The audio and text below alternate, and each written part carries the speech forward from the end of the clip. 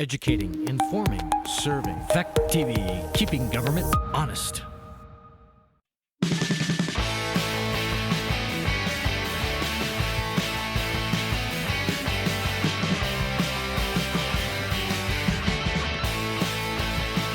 It is Tuesday, February 15th, 2022.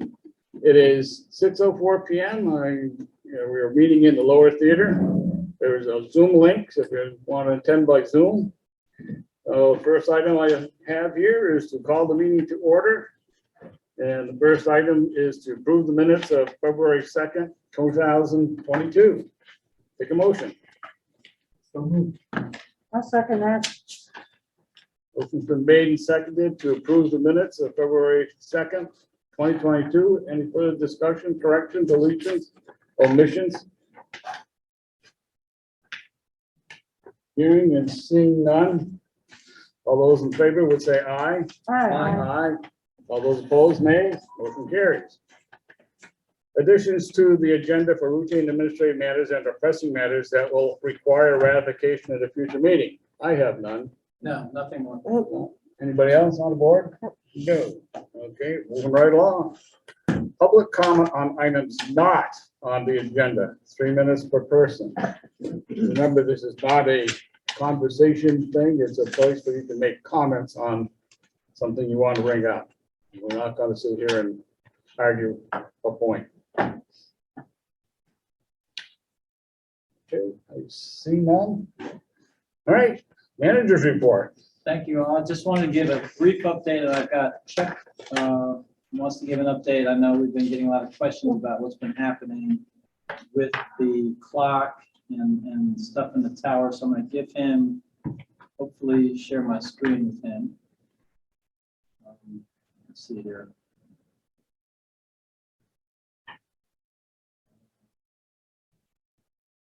Chuck, I got it. Hang on a second.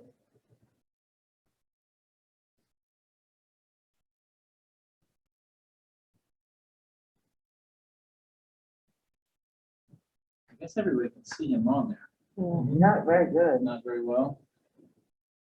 See if I can get him back on. Yeah, Chuck, oh, that's one. There he is. Can you? There you He's go. looking at us on the. Can you hear us? Can you hear us? I can Chuck? hear you loud and clear. Okay. Yeah, if you move it from gallery view to the speaker view, it'll Yeah. open it bigger. And then he'll get bigger. Speaker. All right. How's that? There we go. Yeah. Okay. All you. Okay, welcome everyone to our beloved clock tower. What you're looking at right now is the inner workings of the clock tower. The mechanism that makes these hands, is what we see that turns the clock hands. We have you guys have noticed that it stopped this winter, about January 16th or 17th timeframe. We had unseasonably warm temperatures and then a quick cold snap. The culprit, I'm going to turn this on. Can you hear that? So our motor right here, I think with the quick freeze, this mechanism froze up and caused the motor to strip out. On Friday, we're going to be working with the clock manufacturer. I've gotten instructions for basic diagnostics, excuse me. We're going to open this box up and see if we can't fix the tower on Friday.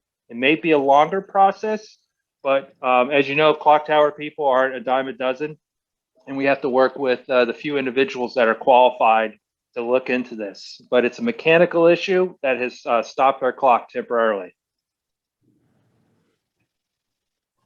Does anyone have questions? Nobody's here raising a hand, Chuck. Well, thank you everyone for letting me show you the clock tower and its internal mechanism. This is somewhat fascinating for me. It usually requires you to get used to a fair amount of heights to see it in person. Obviously, if anybody wants to see it in person, I give tours. So let me know, anybody on the board, if you're interested in seeing it. All right, Chuck. Thanks. I appreciate it. Thank you so much.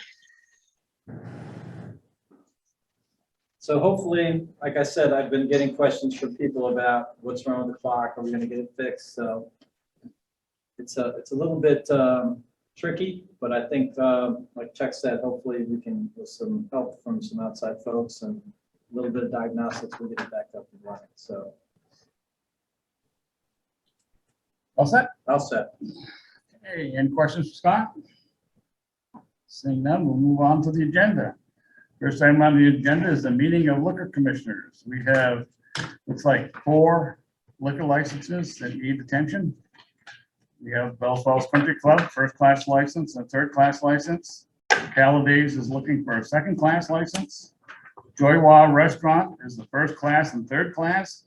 And Penguin Mart wants a second-class license. Everyone has those licenses in their packet. Hope everybody's looked at them, make sure they filled out the blanks the way they're supposed to be. I know I have. I don't see anything that showed up missing. I'll take a motion to approve or disapprove. This is the first one? Yep.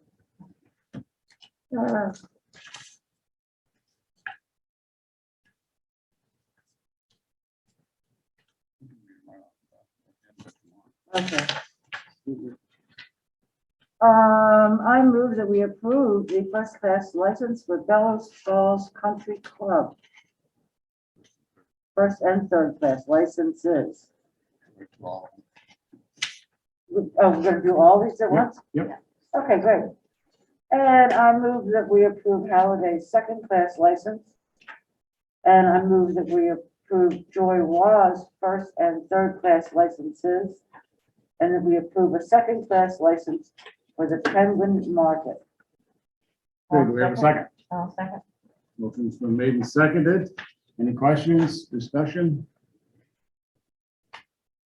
Seeing none, all those in favor would say aye. Aye. Aye. All those opposed, nay. Do we have some signature sheets somewhere? I've just got copies of, We got copies. Right. Too, so. yeah, I don't have originals, Peter, so if you just want to sign one copies, pass them around. All right. So before we get too far along here.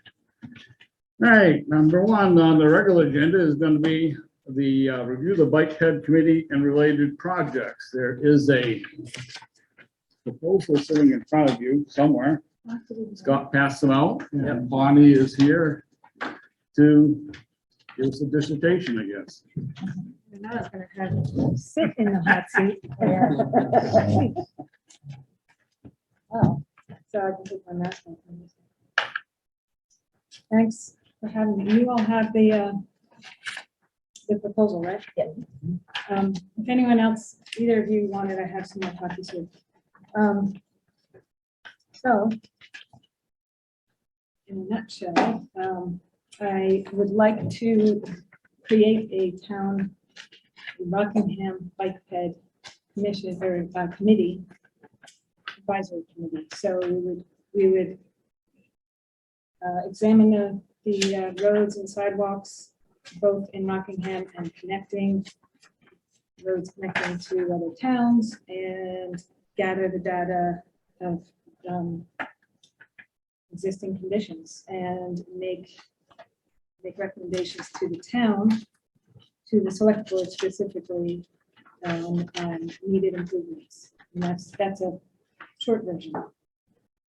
So we would also seek, research grants that would be appropriate for construction projects, and make advise the select board on grants that we thought would be appropriate, and basically work with the planning commission. I think there's,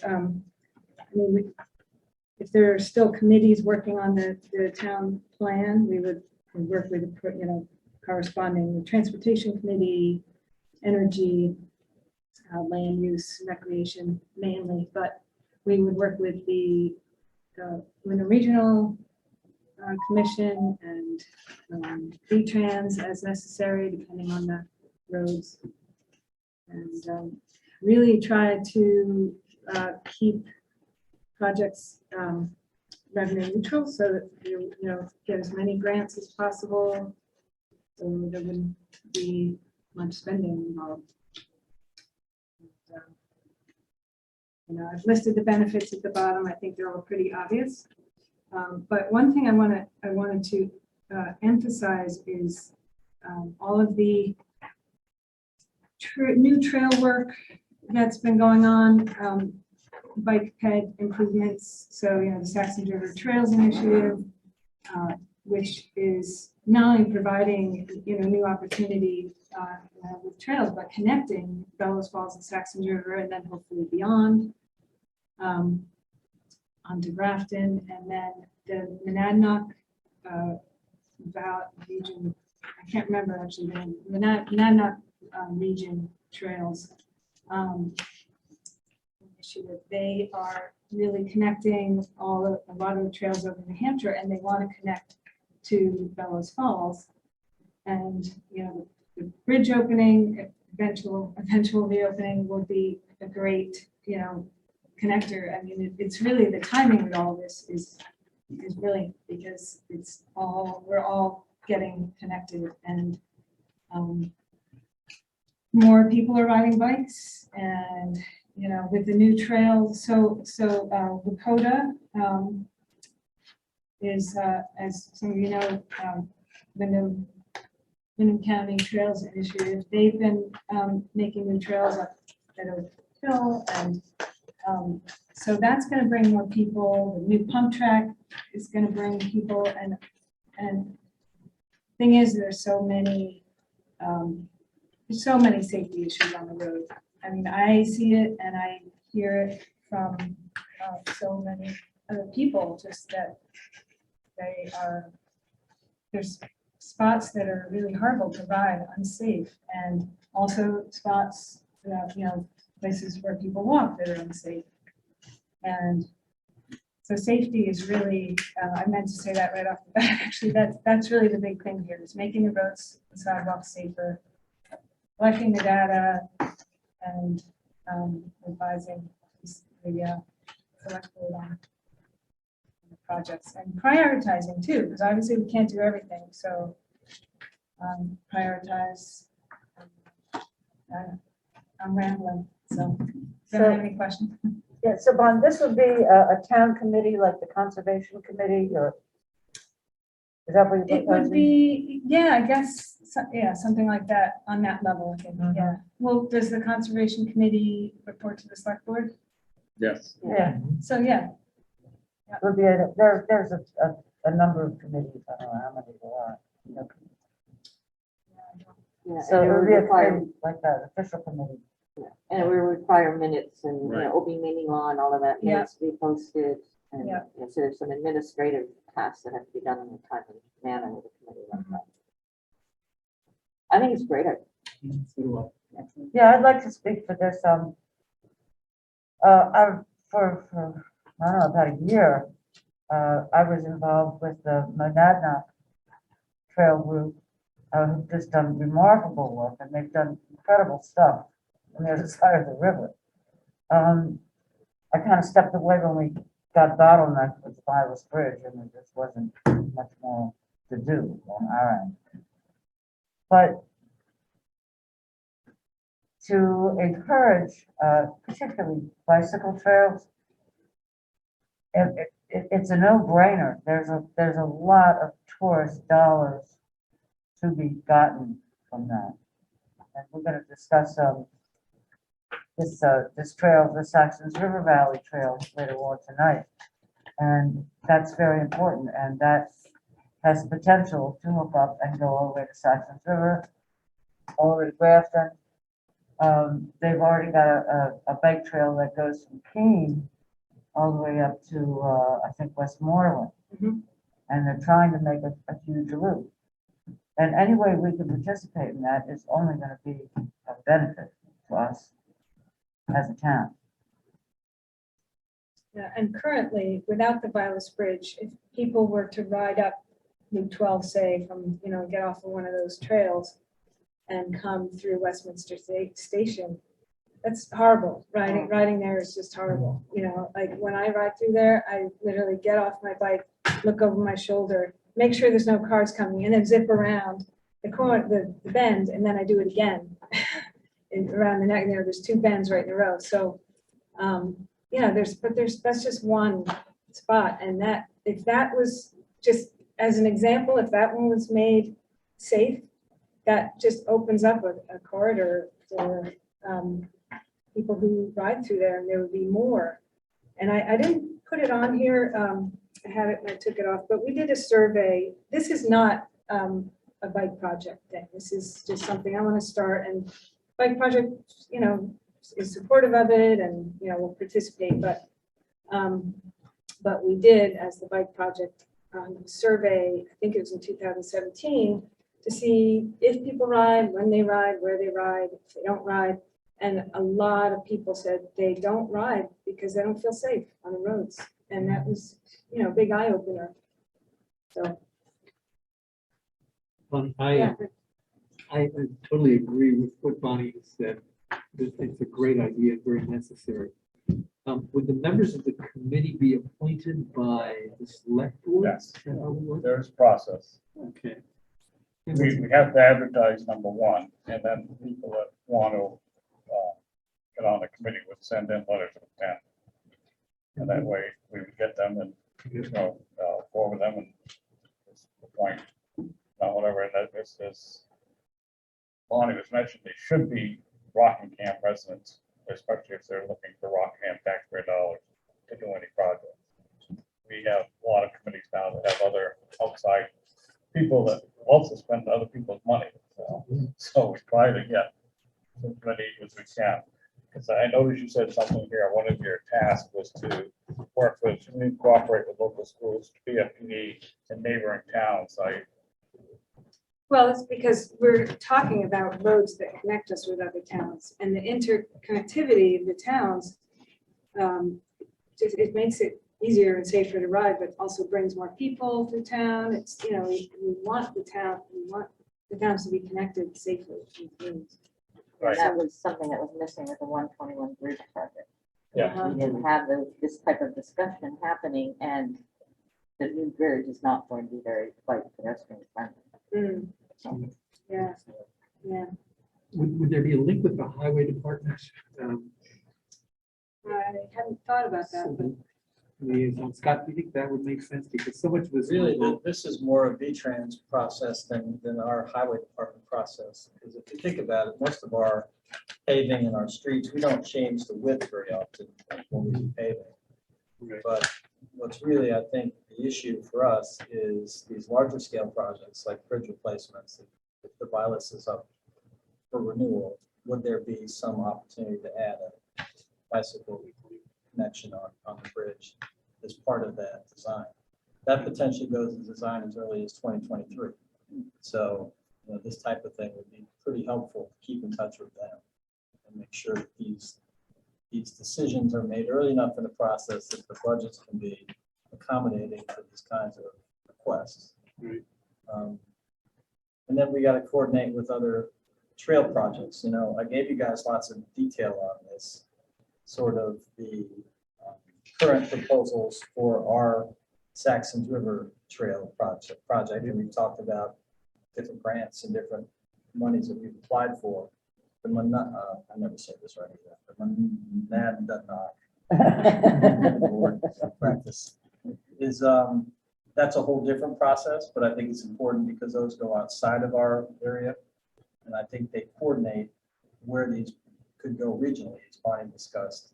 A lot of these trails connect up and you can go long distances if it's all put together. So I think from that standpoint, it makes a lot of sense, and we can make sure to coordinate with DOT to help us develop those connections.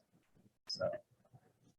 And the other thing too, if you're going for grants, you may want to touch base with Gary Fox, who handles the grant administration here. that's what I figured. I assumed Unless that you we guys are would. going to take that task on. Yeah, no, Because that's a real pain in the head.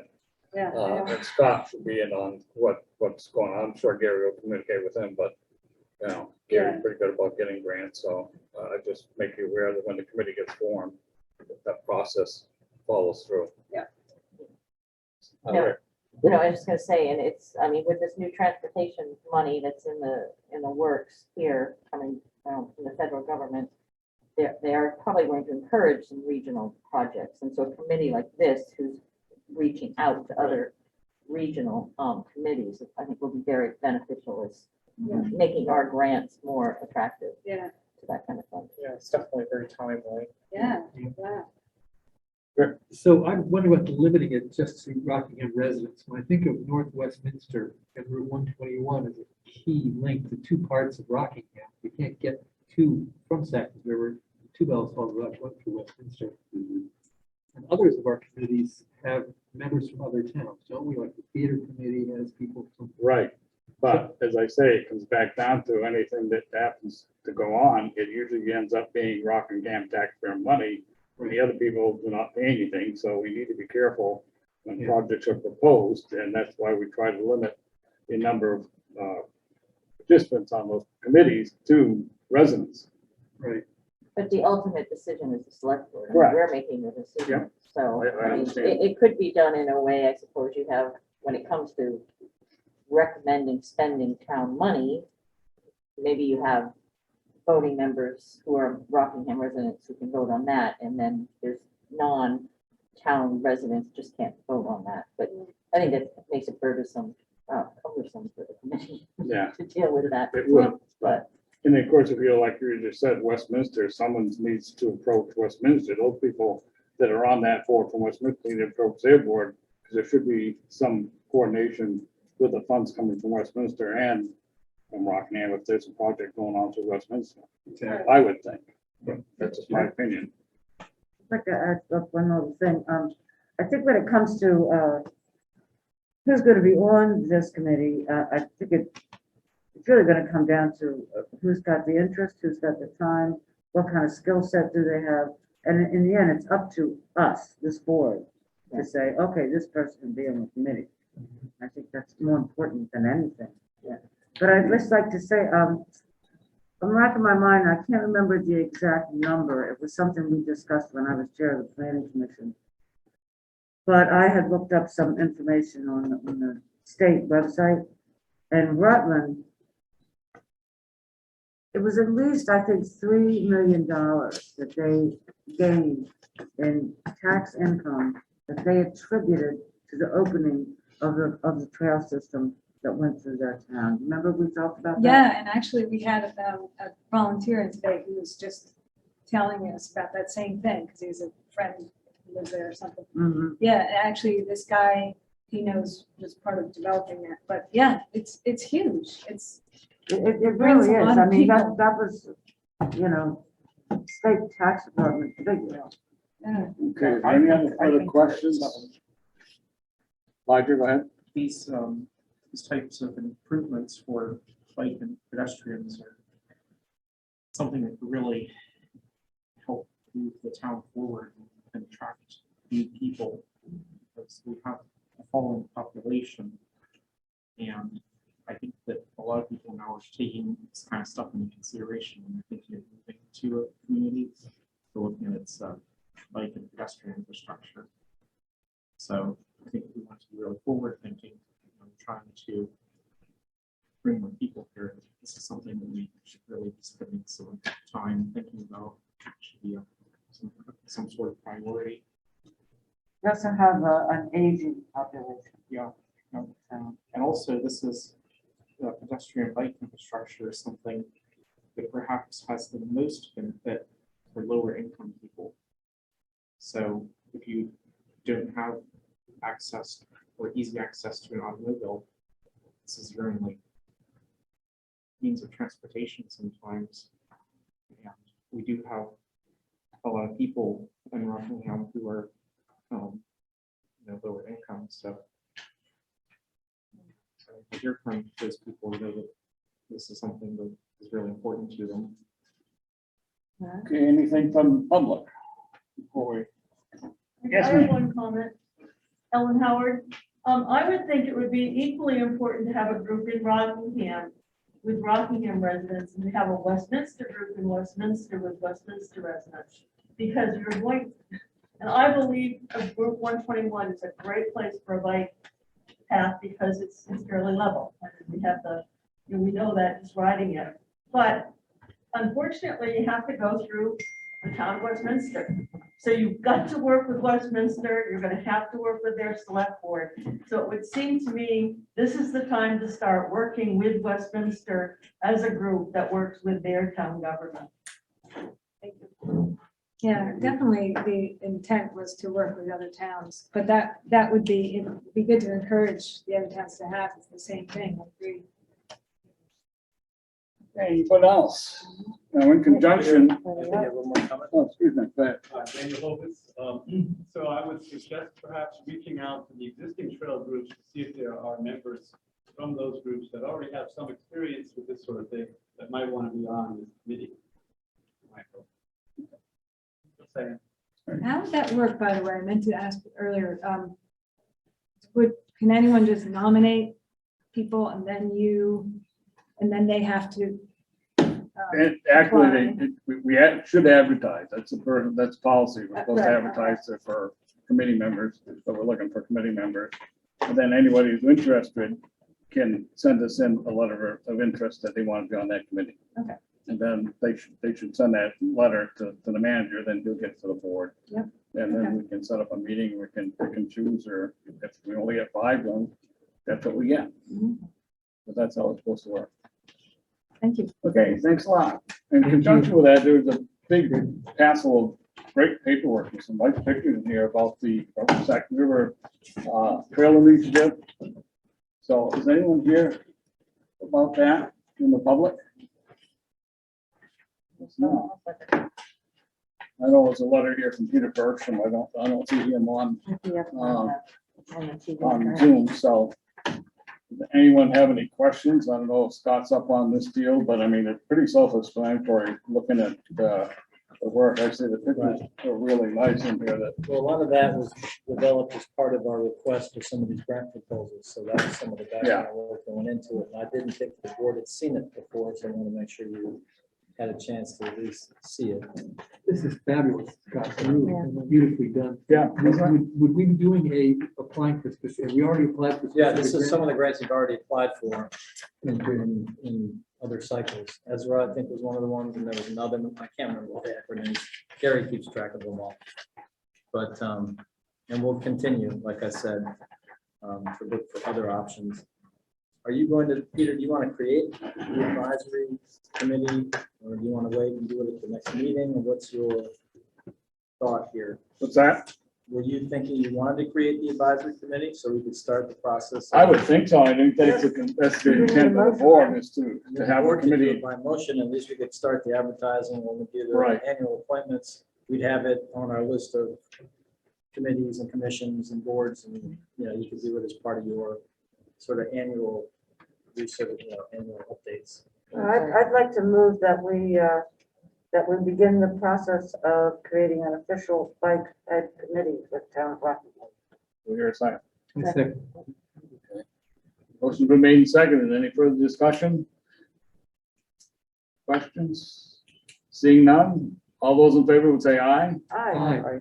All those opposed, nay. Motion carries. Yeah, and just so people know, normally we start that, our first, not our first organizational meeting, but the second meeting Right. in March. So if you're interested in being in the committee, write the town. Yeah. It'll be advertised, but Right, we'll get your try to get letters in, that but up. that's not that far away. Right. We'll probably talk about it again at town meeting, and a few other informational meetings, try to again solicit for people to get that started, so thank you. Okay, now the big item we've been waiting for, Banwell Architects Train Station Renovation Project Review. I got Charlie here, and I want to see if I can give him, if you want to make him the host. Hello, everybody. Can you hear me? Yes, Yeah. good. Great. So I did hand out copies of what you sent me earlier, so there are some handouts, but I know I think you were going to do your sort of presentation as well. So Great.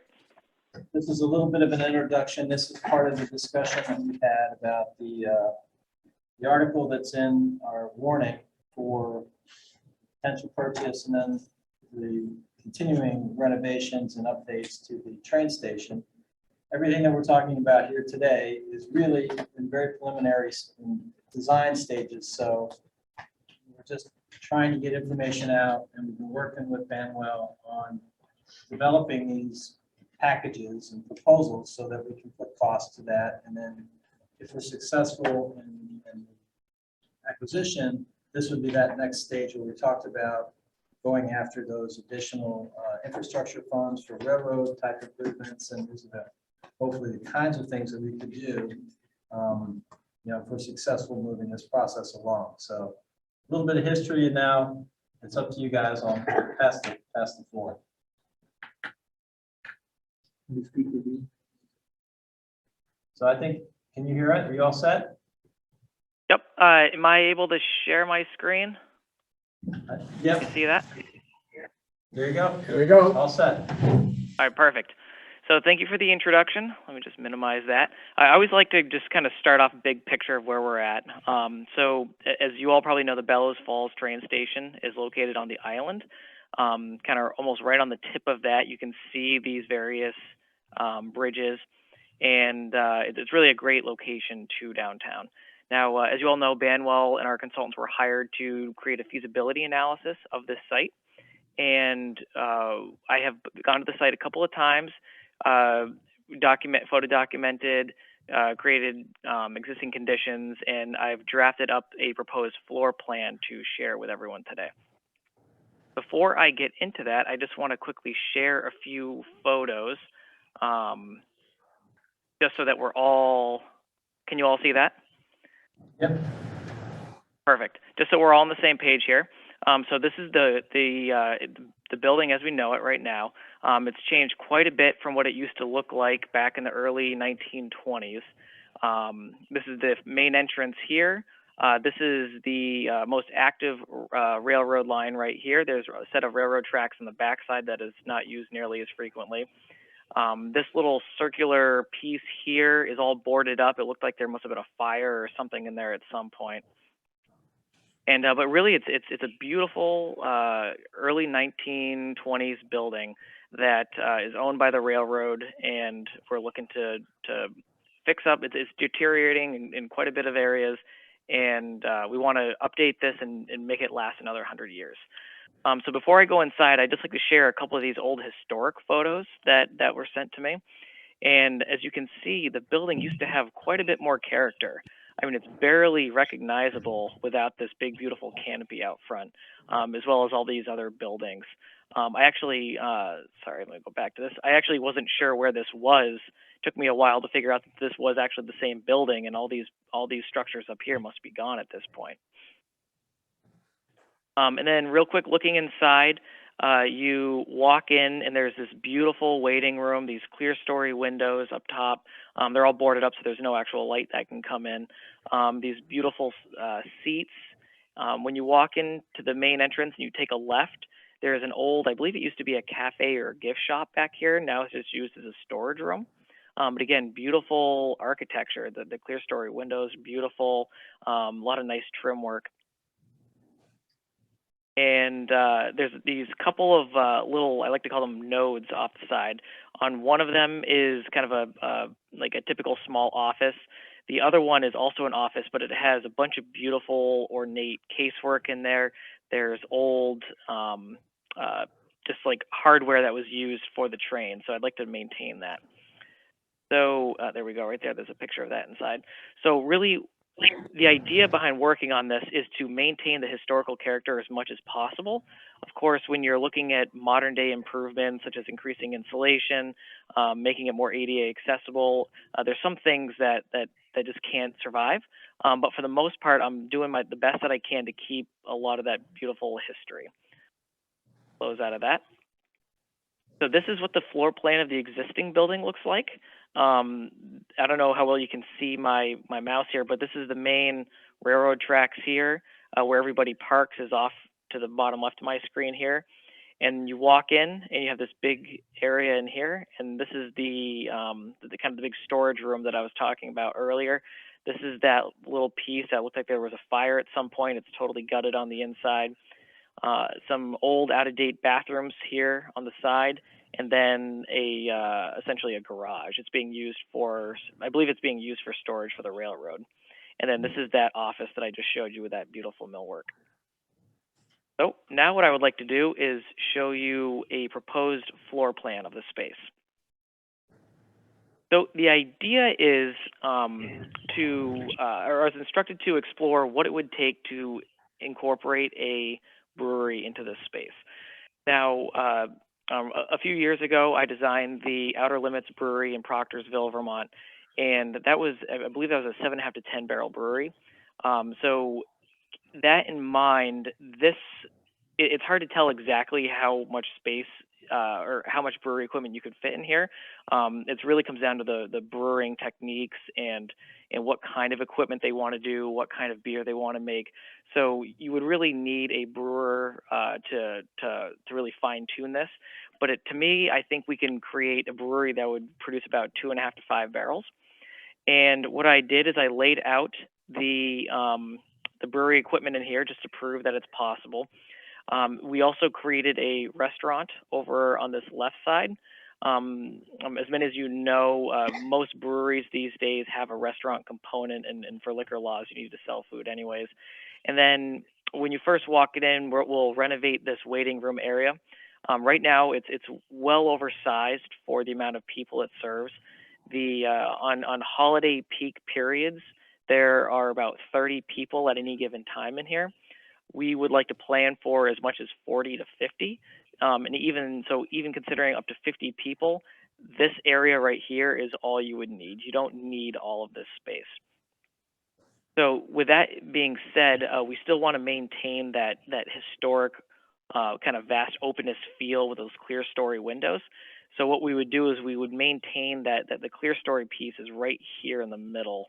Not sure how well you can see my screen here. So you walk in, you still kind of get that big, expansive feel. And there is a proposed kitchen right here. And I think it'd be really cool to have a bunch of windows there. And so the waiting room would almost feel open to that kitchen. Maybe there's a cool pizza oven in there, or some sort of like fun, beautiful design, so that it's just part of the character. Looking at bathrooms, the existing bathrooms are much more than we would ever need.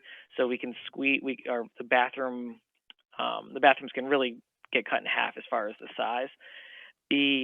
For those that don't know, there's a large basement underneath here. The basement takes up about this much space below. It's not a very practical space. The clear head height down there is about 6'8", I believe. So a tall person has to keep their head low. So that really limits what you can do down there.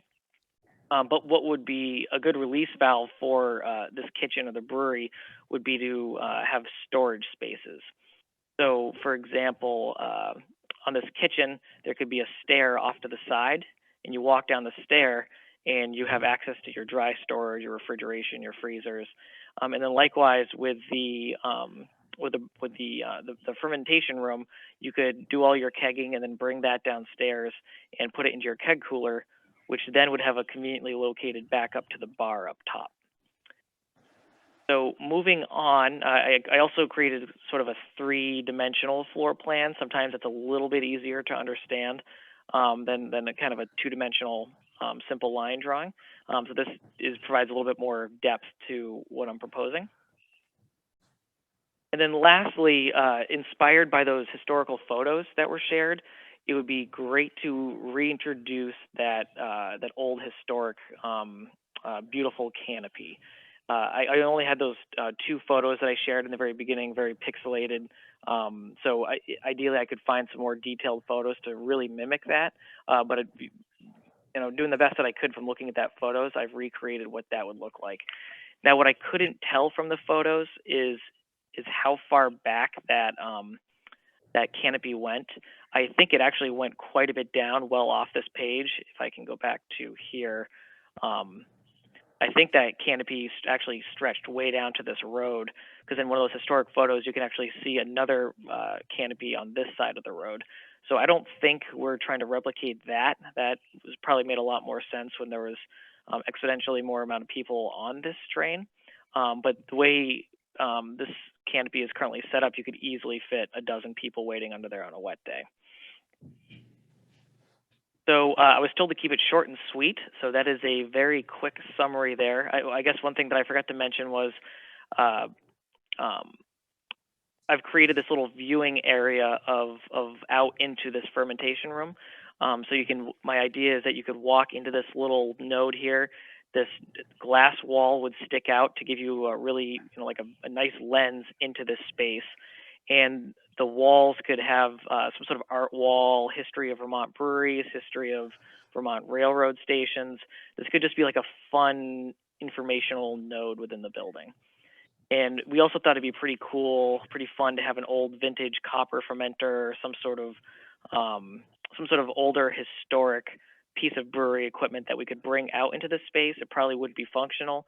You really want to keep that active equipment separate from the average person. So this would just be more of a decorative piece, but it would provide an option for like a fun artifact for people to touch and really get to see and so, yeah, like I said, I was asked to keep it short and sweet, so that's a really quick overview. Are there any questions? So, Charlie, were you aware that the purchase and sale agreement comes with a lot of railroad memorabilia? Isn't that right, Scott? Well, we haven't quite finalized things, but that's the goal. Okay, Yeah, there's so quite a bit of The material. plan is to have a lot of, so depicting railroad history in some way would be a big draw. And I don't know, am I alone in this, or is that? No, definitely. So wondering if you could give that some thought as you proceed. Do you have Yeah, any? Go ahead. Oh no, I was just going to say, yeah, there's a lot of stuff in that building. There's a lot of these beautiful photos on the wall. In the building right across the way, we went up into the attic, and there's all these logs from travelers, and it seems like there's plenty of memorabilia and artifacts that we could incorporate into this design, and it would certainly take some time to sort through it all to see what makes sense. But I think we've got just an incredible opportunity to bring all that back in and put it on display. Do we have any sense of the condition of that building? I noticed none of that's been brought up tonight right now. Yep. Yeah, it's depends on where you're looking. So there's certainly some masonry that needs some pretty heavy repair. There's in the basement, there's a portion of there was an old bulkhead door or some sort of door. For some reason, I'm in charge of admitting people into this room, into the Zoom room. I don't know if I can give power back to somebody so they can manage that. But other than that, it seems like it's in great shape.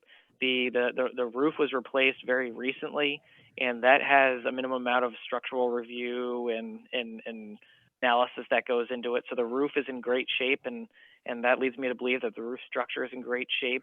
The outside of some deteriorating brick on the exterior along the base that's been subject to freeze and thaw from dripping, it's in pretty great shape.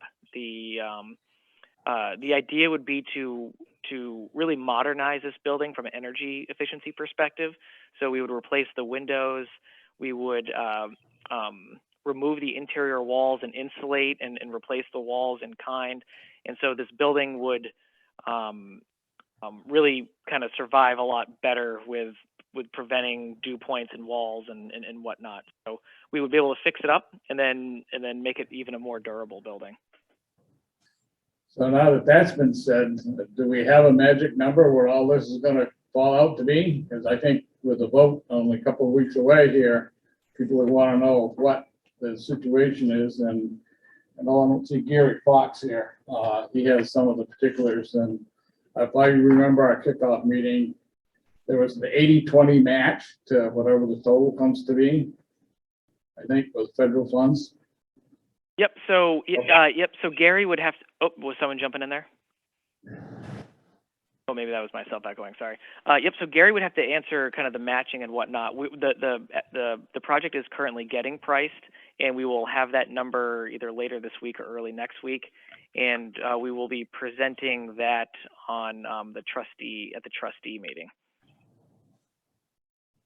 So we're going to do another one of these public meetings at the trustee meeting, and then we'll have this also at the informational meeting on the 28th. So we're trying to keep the we didn't have all the numbers yet for this meeting tonight.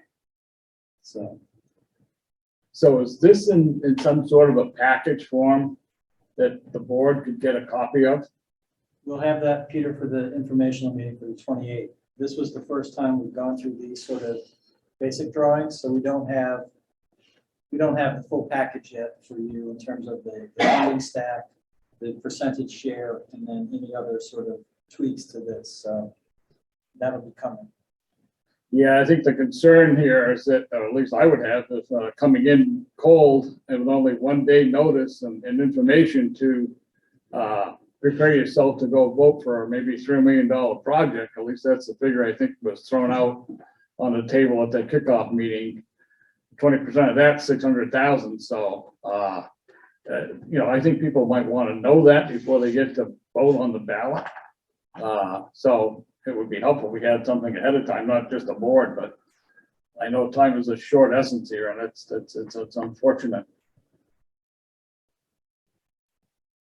What would be the date that you would want that would be helpful to have that cost?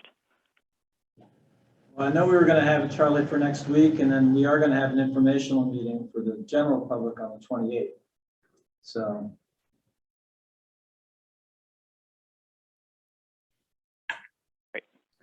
Okay, does anybody else have any Yeah, comments, questions? yeah, Bonnie? for your information, after the informational meeting on the 28th, on March 1st, the voters of the town either vote for this or against it. So that's why the time crunch, you know. Well, we've talked about this before. One of the things that Gary often said was utilize the space, maybe with a brew pub. And I see you laid that all out that way. So this means that this project is locked into having a brewery there. Is that right? I think it's one of the options. It's a viable option. It's not the only option, but I think it's one of the things. I know it's worked in other places, you know, where that kind of sort of creative reuse has happened. I think the goal that we're trying to find here is that it's not just a waiting room and sits there static for the rest of the day, that it actually has some activity and sort of attracts, you know, people. That's really the goal. So. Absolutely. I mean, I totally agree with all of that. It doesn't necessarily have to be a brewery, though. It could be a cafe or something different. I guess what it comes down to is, you know, we're going to vote in less than 2 weeks or 2 weeks now. And when we do, are we voting for a brewery? Well, I think the warning is very specific. What we're asking for is $75,000 in taxpayer money to help supplement the other grant monies to buy the building. Right. And then this is a secondary phase of the renovations that are going to be part of our application for the federal railroad money that's coming from the new federal monies that came from the stimulus monies. So it doesn't necessarily 100% have to be a brewery. I think that was one of the ideas that had been advocated. So we just wanted to make sure that all of the pieces fit. But it could be fit out for a variety of uses, not necessarily just a brewery. Okay. But That's kind of what I was writing. right. But I think some of these improvements are universal, like the canopies, the creation of ADA compliant bathrooms, updating the spaces, making sure that we're watertight. Other improvements inside the building so we can make sure we preserve the architecture that's historically significant. Sure. So, no, it's wonderful to see these kind of detailed plans. right. A brewery, I just wondered if a decision had been made. a tenant would have to go and do fit out, right? Right. Whatever that specific space would be for their requirements. So I think the interesting thing here is it does work based on some of those space issues. Yeah. Okay. No, and it's a great question, and I guess what I'd just like to add is whether it's a brewery, whether it's a bike shop, you know, whether it might be, the idea would be that the train station only needs to function as a train station in about 20% of its square footage. So the other 80% of it can be leased or be a moneymaker, or it can be something else. And without having a tenant, we thought, okay, let's just get creative. What could it be? You know, and I think a brewery was picked because that's a very trendy, fast-growing industry, and it really kind of, I think it really kind of encompasses what the heart of that island is trying to accomplish, is from like an arts, creativity, social scene. That was just brewery and restaurant just kind of fit that with that personality. But we feel like that personality is trying to. Yeah, But whether it's a brewery, whether I like the idea. I just wanted to be sure where we stood in terms of the timeline of making decisions. So Right. my concern, my concern is that if we put the brewery price tag on it, which is probably pretty expensive to fit it out that way, we're gonna scare voters away from this project. Yeah, that's When another it thing. really could be something much simpler and something less expensive. So I don't, if we say $3 million for a restaurant and a brewery, then the voters go. But if we're purchasing, it's only costing us $75,000 to purchase it, and we have unlimited possibilities as to what we could do with it. So I'm hoping that at the public meeting, it can be clear that this could go in a lot of different ways. Well, I think part of the idea, Rick, is there is a fit out required for some sort of tenant there. Yep. Right? The goal is not to have it sit there as an empty station. Right. And whatever happens, whatever restaurant, we're not going to buy restaurant equipment for somebody to create a commercial kitchen. That's going to be on whoever decides to come in as a tenant. What we're talking about is renovation of the shell and the space so that it functions for the rest of that potential tenancy. So those are the things like, renovating the bathrooms, making sure that the public spaces all work. If we're going to have a restaurant, how does that layout work? Making sure that all those aspects are there.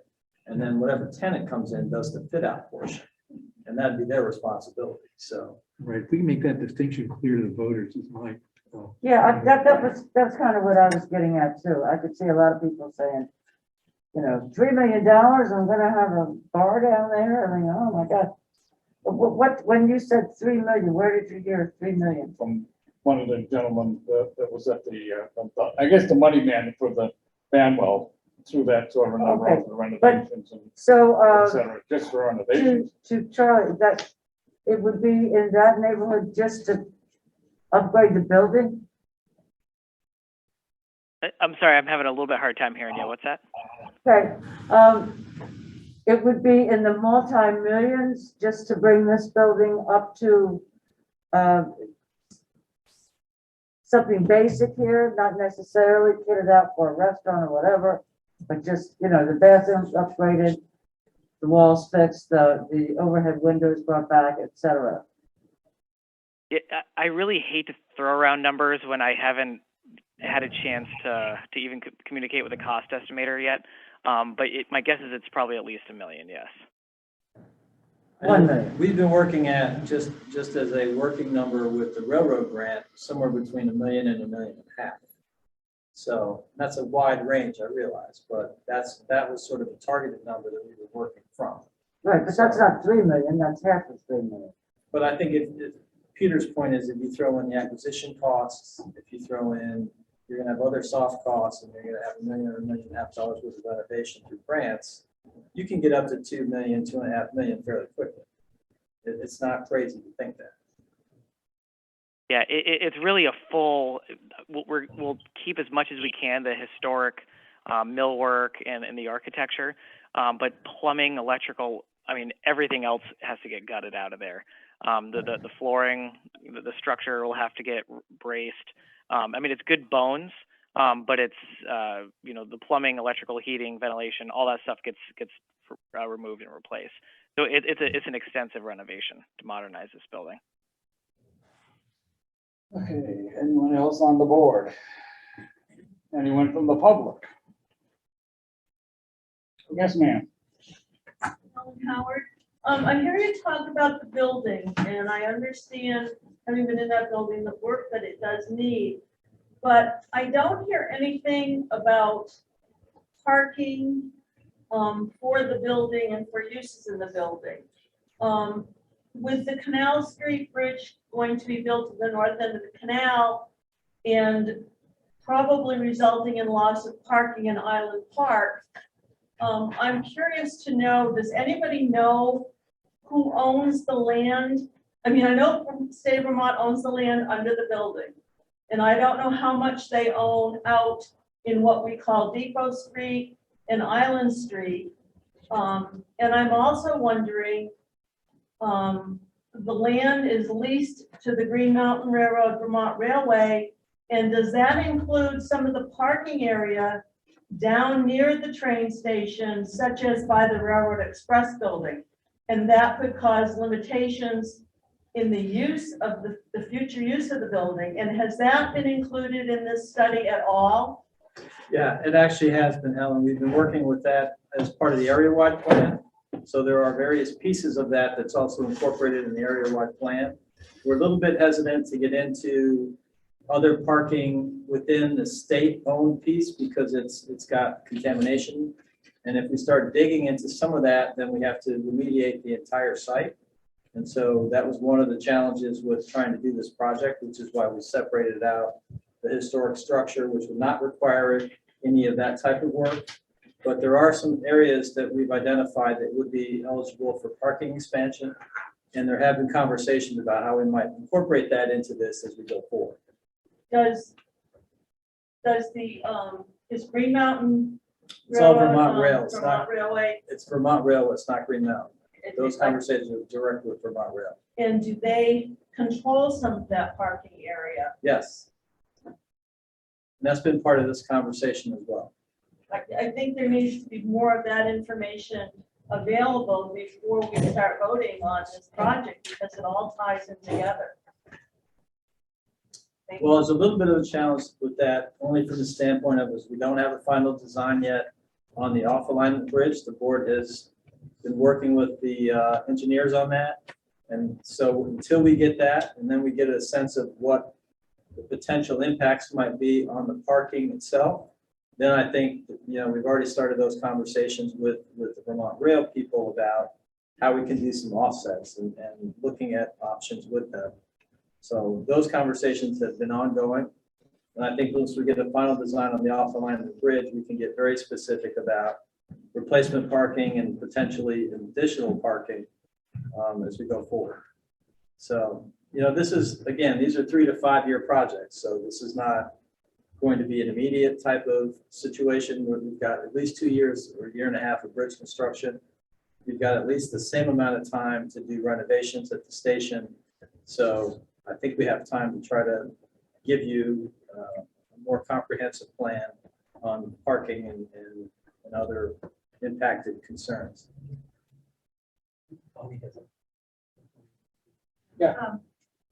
So I think also that a lot of promotion to railway passengers would be really helpful. I mean, it's being that, whether it's a restaurant or what, being right in the train station, you'll draw a lot of people who take the train and they won't need parking.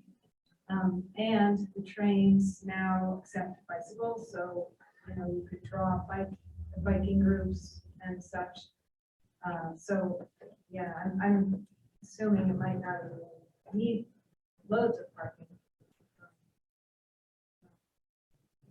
Okay.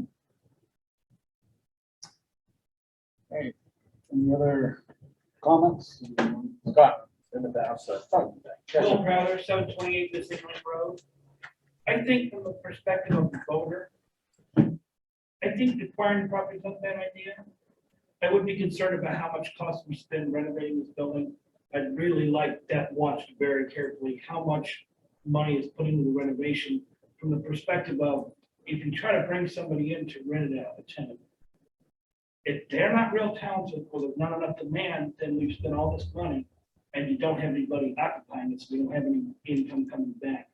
I'd also be concerned with the brewery idea. I mean, once you've seen a brewery, kind of the equipment that goes into one, they're kind of boring, to be honest with you. I mean, I wouldn't be opposed to a restaurant or a cafe, coffee shop with, you know, railroad themed stuff. I think that would work well. If we want craft beer, they can always bring it in their truck. I just think the whole visual brewery is pretty boring. So that's my comment. Thank you. Thanks. Other comments? If not, hopefully I we're think gonna have a Charlie lot more was information. online. I think you wanted to comment online. If you get a chance, Peter. Who? Charlie Hunter? Charlie? You out there, That's it. Charlie?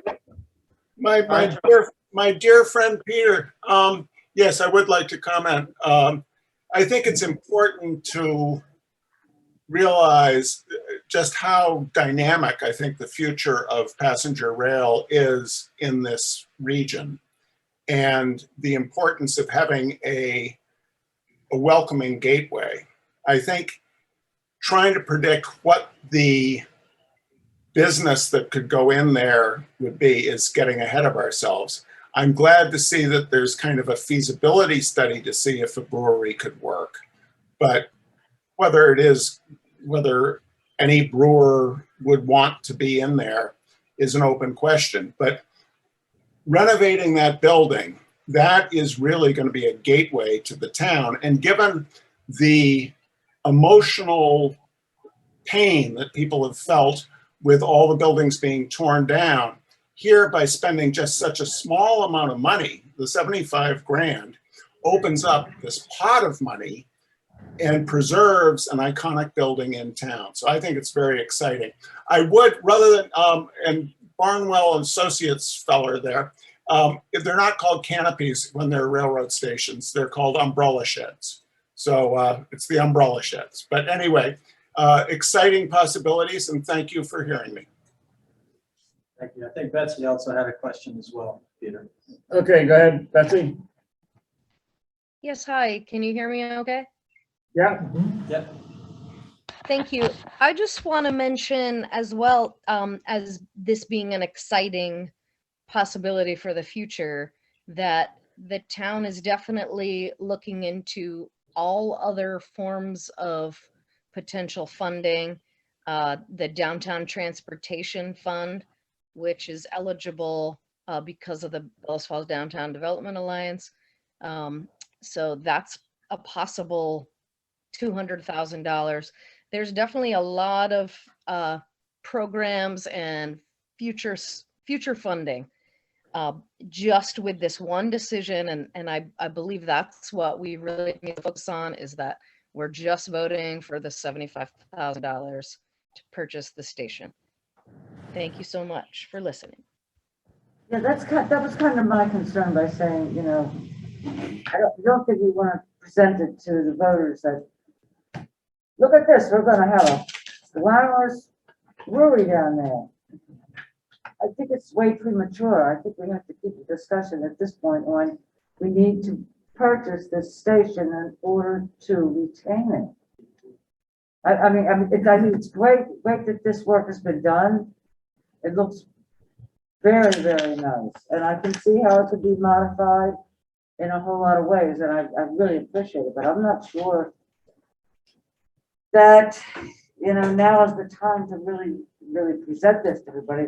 People will think, oh, that's it, that's the final thing, that's what we're voting on. Well, I think the board has to keep in mind, and what the charge was to the architect, is that we aren't going to just make this a reproduction and only use it as a waiting area and have it used for, you know, 20% of its time. That the idea is to have an active space that could be used for, you know, brewery was just one option, but lots of options, so that it's really a contributing factor, not just sitting there static and having a lovely renovation project, which in of itself is great, but to actually have it contributing to some of that sort of vitality and having a tenant that would also be hopefully contributing to the rest of that area. Of course. And I think just in terms of how we present this, it's important to emphasize that it can be a source of income,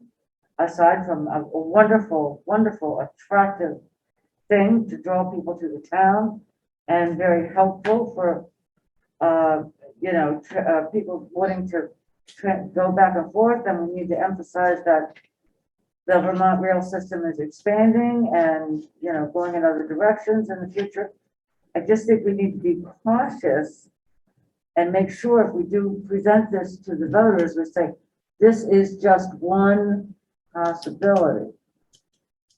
not let anybody, I know how easily people misunderstand, don't really listen and just jump on something and say, I say, I'm just kind of nervous about that. Who will be presenting at the information meeting about this? I would assume Banwell, is that correct, Charlie? Is Banwell gonna present that information on those, the 28th or Yeah, we'll have a follow-up and presentation. the trustees? Because I think the more information you put out there for the voters on such a short time frame here for the vote, the better chance of success you're gonna have. I don't think anybody on this board is against this project. Not at all. It's, you know, it's the lack of information that people have going forward, to make an educated decision on the vote. Would it make more sense to have somebody like Scott or Gary presented, a member of the town administration? Well, I'm surprised Gary's not here tonight, but, Yeah. Yeah, I Gary's understand traveling today. Gary is gonna be maybe at the trustees meeting, and I know on the 28th he'll be there, and I understand he says he's gonna be out at the polls with all kinds of his dog and pony show, so, Yeah, hopefully that's gonna convince people, but. I think Bonnie has a comment. Well, I just, Oh, sorry, Oh, sorry. Bonnie, one Bonnie too. What about putting it out to the public for ideas, what they want to see there? You know? I mean, a lot of towns will do that, like, they have an empty storefront and they let people put up, you know, stickers like, I want to see, you know, this bakery or whatever, you know, Yeah. just a thought. Maybe after approving buying it.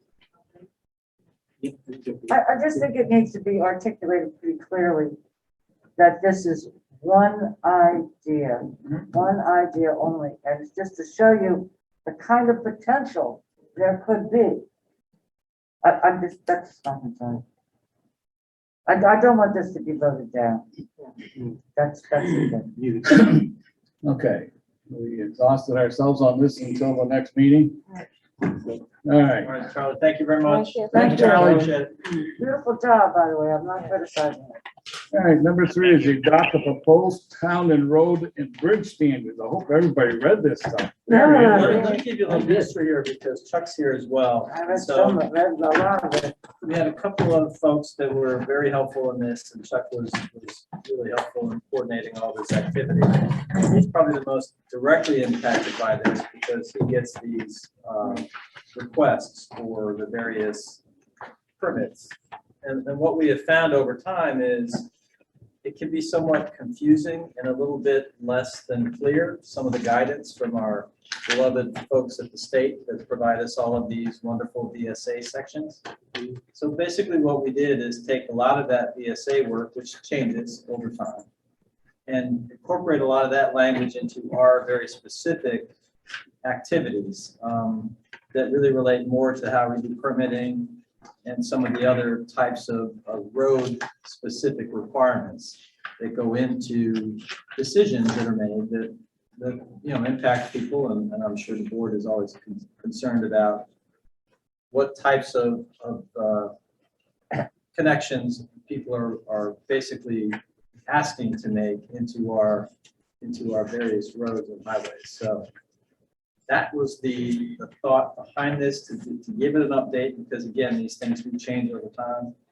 And so we did update all of the statutory requirements that are listed in here, and I did highlight some of those for you as well, in case you want to go in and look at some of the state statute language.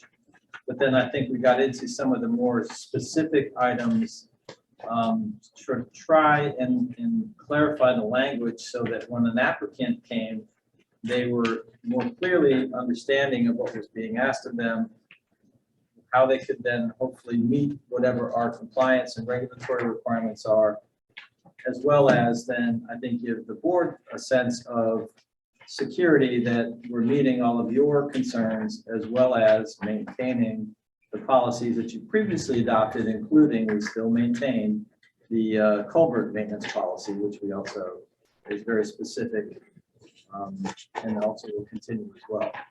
So that's a little bit of background. I know there's a lot of pieces to this. Some of you have come in and talked to Chuck or emailed. So maybe with that as an introduction, we can go over very specific questions or concerns that people might have. Okay, go ahead, Rick. First, Chuck and Scott, you guys have done an amazing job of creating this document, one-stop shopping for people who need to access our services. And you also had some interdepartmental cooperation, which I really think is cool, the way you brought Andy in, you guys, so that's really encouraging. Do you want, I've read through it and I've had a couple of specific questions. Do you want to answer those now, Peter, or later? No, let's do them now. Yeah, go ahead. We're hoping to But we try gotta to- adopt this tonight, so. All right, so on page 3 of 4 of the, there's so many things. Of the construction specifications. Yeah, highway construction specifications. Point L, I don't understand. Could you, Roy, read that and you can interpret it for me? Page 3 or 4, Page 3, going down right now. good. Now, the municipal manager may require improvements to an existing highway at the applicant's expense. That's should be.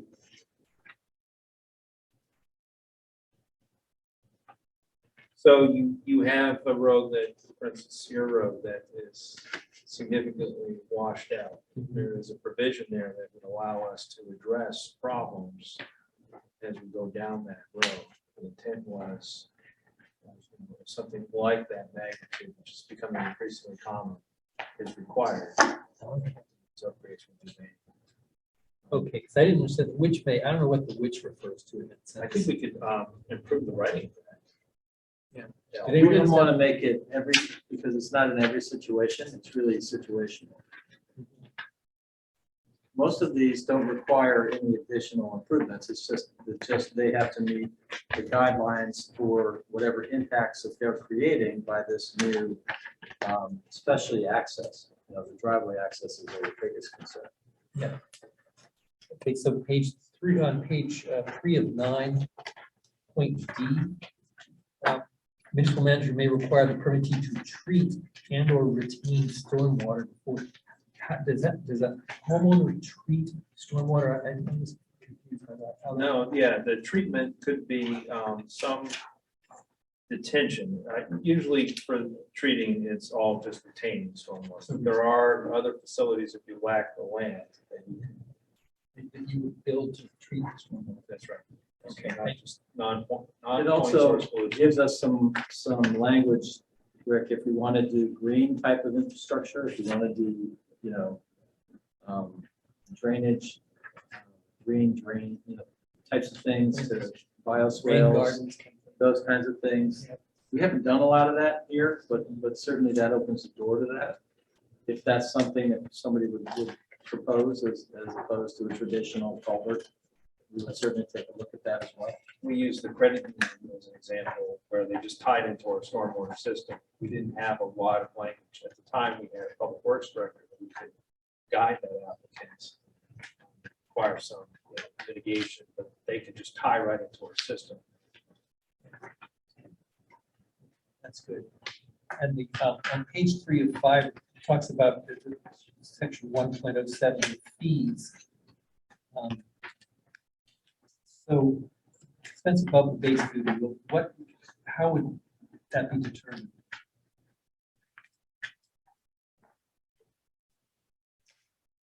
It's on page 3 of 5. Oh, in terms of that second paragraph? Yeah, it says we will determine the select board. Yeah, that's like $100. That's what it Sometimes is these- currently. Yeah. Right. Okay, can I keep going? I hate to bore everyone here. No, go ahead. No, You're on a roll. Let's know where you're looking. All right, so next I'm on the class 4 highways and trails policy, page 1 of 5. Class 4 roads are passable by a pleasure vehicle on a year-round basis. Is that, I don't, that doesn't describe some of the class 4 roads in your mind. Okay, so where are, under definitions, Definitions, sorry. 1.02. page 1, yeah, section 102. so highway class 1 and 2 and 3 are defined in statute, see state aid and are passable by a pleasure vehicle. That's a weird terminology the state uses. The class 4 highways are really defined not in of themselves, but as not being 1, 2, or 3. Okay, It's only the type of language a lawyer likes. that's, okay, that's helpful. On page 205, you talked about, sorry, 1.03 of the town plan. Class 4 highways not in use should be designated as trails and not to discontinue possible recreational use, including hiking, bicycling, skiing, and snowmobiling. In our part of town, the ATVs tear up parts of our Class 4 roads. And I know it's a fuzzy area, there's probably nothing we can do about it, but a lot of damage is done by ATVs. I don't know whether we have a policy on that or not. Don't recall one. That's a class 4, not a trail. What are you talking about? Yeah, it says per Class 4 highways, like at the end of Ashton Hollow Road. It's been just- And it's class 4 then. Yeah, but beyond that Smith's place, it's Class 4.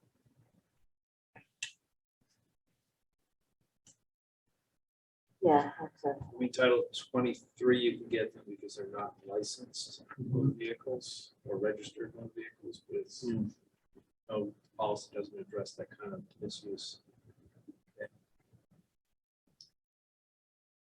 And on, under maintenance 1.04B, there's just a verb problem. Such work does not establish a precedent nor obligate. I think that should be singular. I mean, just obligate instead of obligates. Yes. And then further down on 205, 1A, manager signed permit or written agreement is, so Scott, if someone wants to do work on a Class 4 road, you have to give them some kind of a piece of paper to either. Traditionally, they'll work through Chuck and then he'll give me a permit application. So, I think it just says agreement. I'd be curious how that would work, without some sort of a paper. So signed permit or agreement, in the case of a permit, we view that as like, I would be up here to do a logging project, I'll be, the month of March. An agreement is, what we would enter in is, I live up on Petty Road, I want to maintain this every winter. We have a sort of an open agreement that we're not issuing permits every year. That person who bought property up there has some assurance that we entered into an agreement for maintenance. Okay, That was the intention for that language. thank you. I guess that's it for me. Okay. yeah, and that could be, going back to that, Chuck, that could be I a know you had some- verbal agreement.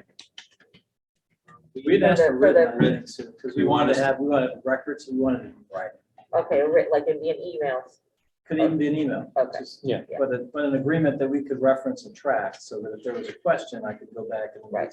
Just say, yes, they're, establish, right. you've let us know you're gonna plow that and sand that all winter. and, Right. If If the board asked me a question, I'd be able to go back if I can't remember it. okay, Yeah, that's what I thought Establish written that. should be in front of the word agreement. yeah. We'll add written agreement to the word. And an email's fine, it's not like it has Or to a be a document. formal document. Yeah. And those As kinds long of as you have one. situations. Yeah, I'm just curious, you asked about ATVs tearing up the road. And Chuck, you said policy doesn't say anything about that. Can the policy be made to say something about that? I think it could. We were focused on, more of the use, not like motor vehicle, concepts, but more, loggers and other, people that want to maintain the road. I don't see why we couldn't give that some serious consideration. It's And a- would that help the situation where you live? Yeah, up where the hikers, sometimes you'll hear there are packs of ATVs and dirt bikes that just come Oh, yeah. terracing through there. And if you're hiking, sometimes it's hard, you can't even, they're moving so fast that you can hardly get out of the way. And it's it's a problem all over Vermont. In fact, rural areas all over the country. So I I have don't a know friend what, that lives up in Athens and they just torment her. yeah, but if they damage it, I think there was damage. I think that guy went up there and fixed some of it just on his own. It was passable, but the erosion gets really bad too once they tear through it. But it's also a safety question. But if we could just specify that ATVs aren't I don't know if we're on legal ground here. How would we get this answer? But are ATVs on our Class 4 roads, is that a legal use? Does the state have anything to do with that, Chuck? Do they have, I know if you watch Northwoods Law, you know, they're out there patrolling and writing tickets and everything else out there for violations and things like that. I don't know if it's something the state, of course, they're probably gonna say they haven't got enough people to do it anyway, so. It's been years since I've dealt with this. Probably the most recent was Bridgewater in the Chattagee Town area. We had to deal with the Overland Group. We made it down here as well. At least with them, they were registered, you know, licensed motor vehicles, and we actually created a separate class 4 use policy for them. I don't know if I've ever tackled the ATVs per se, but I'd like to look into that and get back to you on it. I would really appreciate that. It may not be housed in this policy, but that's administrivia. It might be its own policy. Yeah, I Thank think you. I think it makes sense to look at that as a separate one. Yeah. Yeah, I just had a couple of questions. No, I mean, I think it's great. It's much, very clear now, kind of thing at this. And I see that you did add the timeline in there for a permit, so that's changed. But the other question I had is, I mean, I can see this happening on many roads, where someone gets the permit to put in a culvert for their driveway. But that flow of water down that driveway causes downstream effects, down the road effects. And somebody who has an existing culvert that was permitted through the town, and it was fine at the time for that existing amount of water.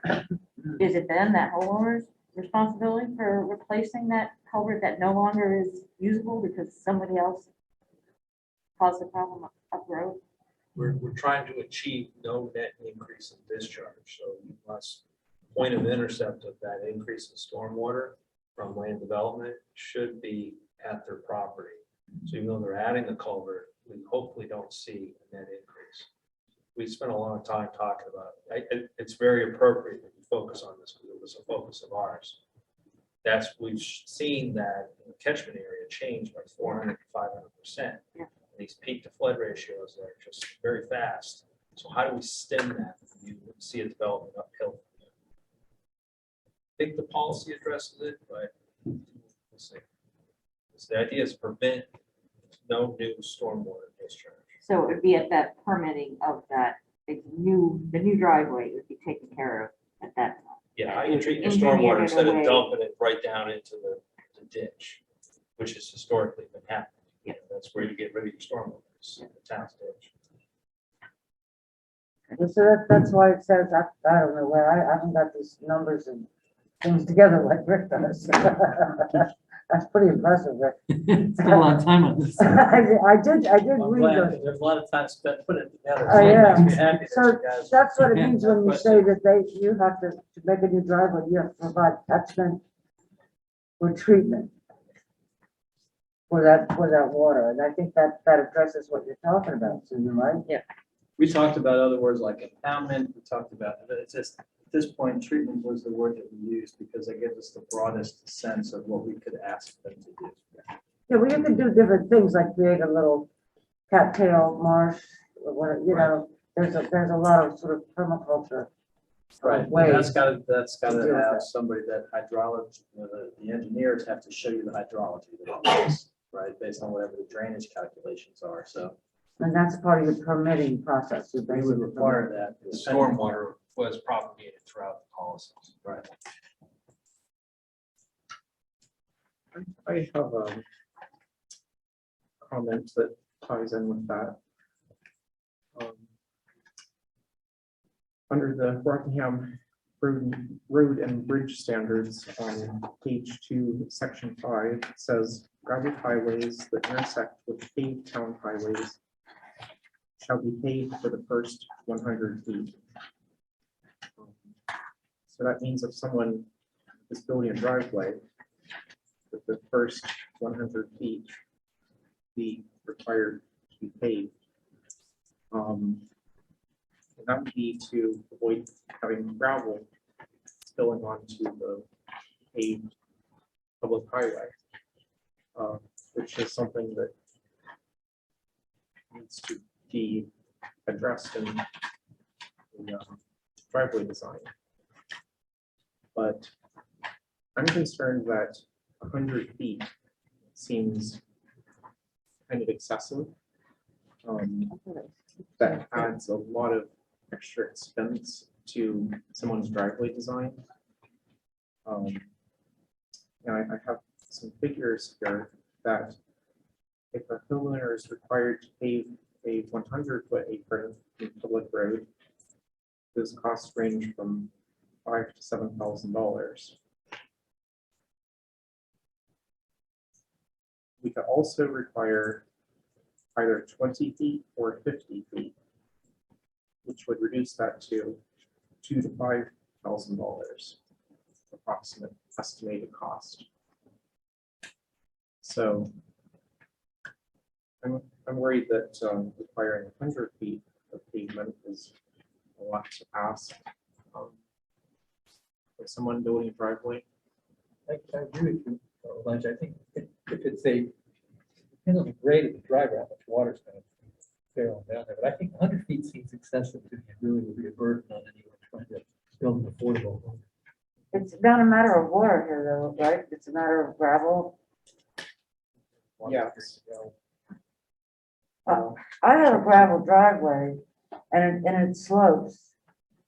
And I'm probably, I don't know, 15 feet from 121 where my driveway is. But you've seen it. How far is it, you think? It's right there. Yeah, it's right there. And I've never seen a single piece of gravel roll out of my driveway.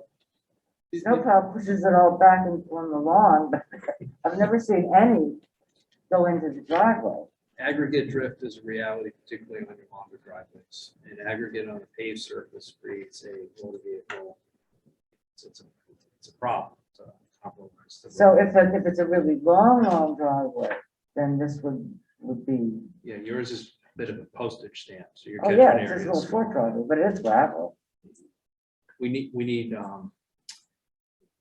need speed of water. So velocity is going to create the energy necessary to pick up that material and send it. So maybe you should write that to sort of, qualify it a little bit or something.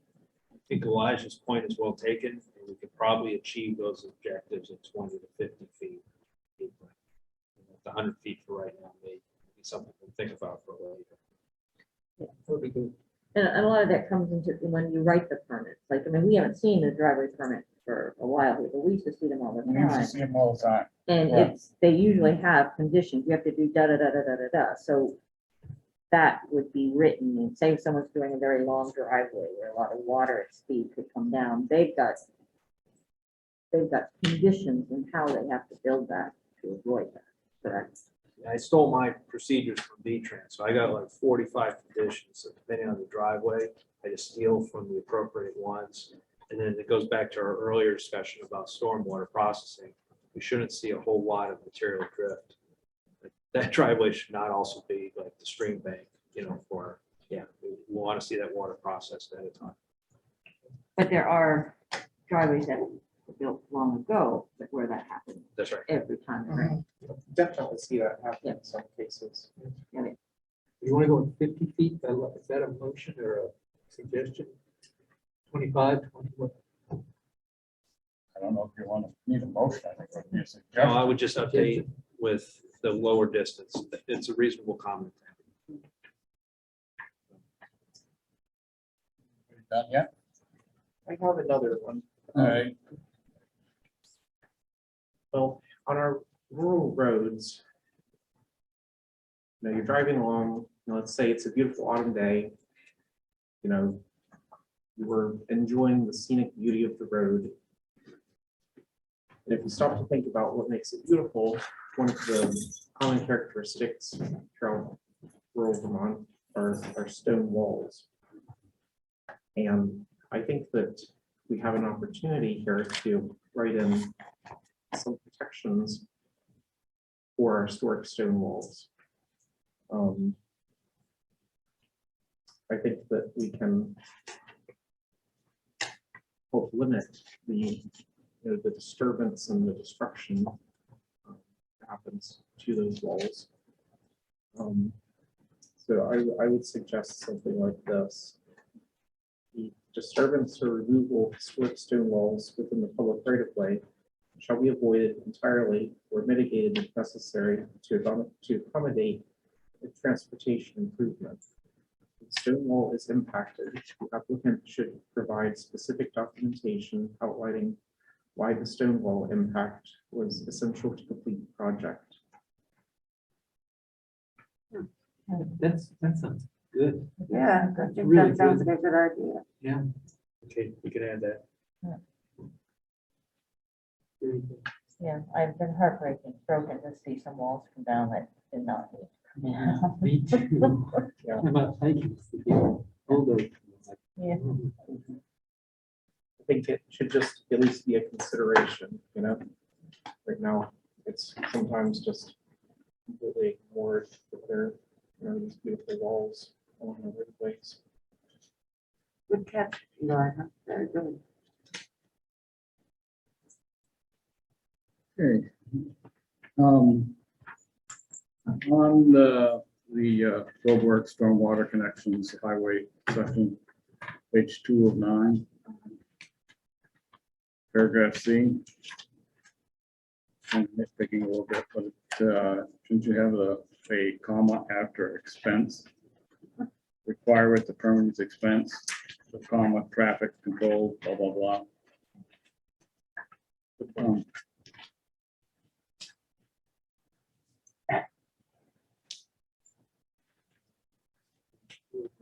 So, thank you.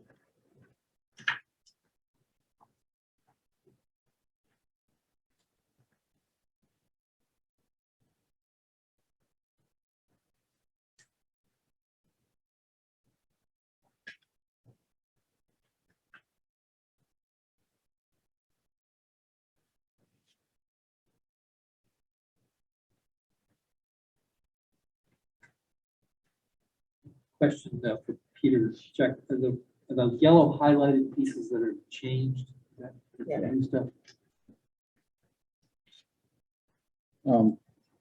Yeah, I'm with you. a little further down, under D, 5 years from the date of construction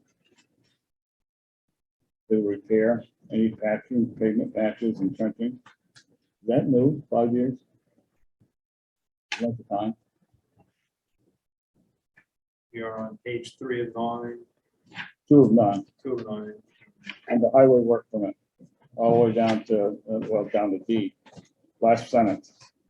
I'm just curious, 5 years is something new, or is, I don't know, it's time to repair.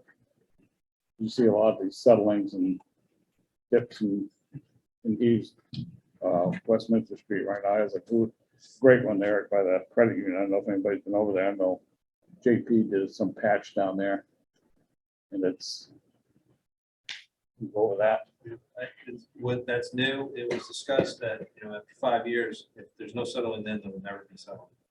That was just, it was an arbitrary date, it was a date that covered 99% of what we would say. Whereas you could sometimes just have a year or two go by. So 5 years was just a catch-all. Okay, I didn't know if that was something to do with the requirement that they're responsible for 5 years.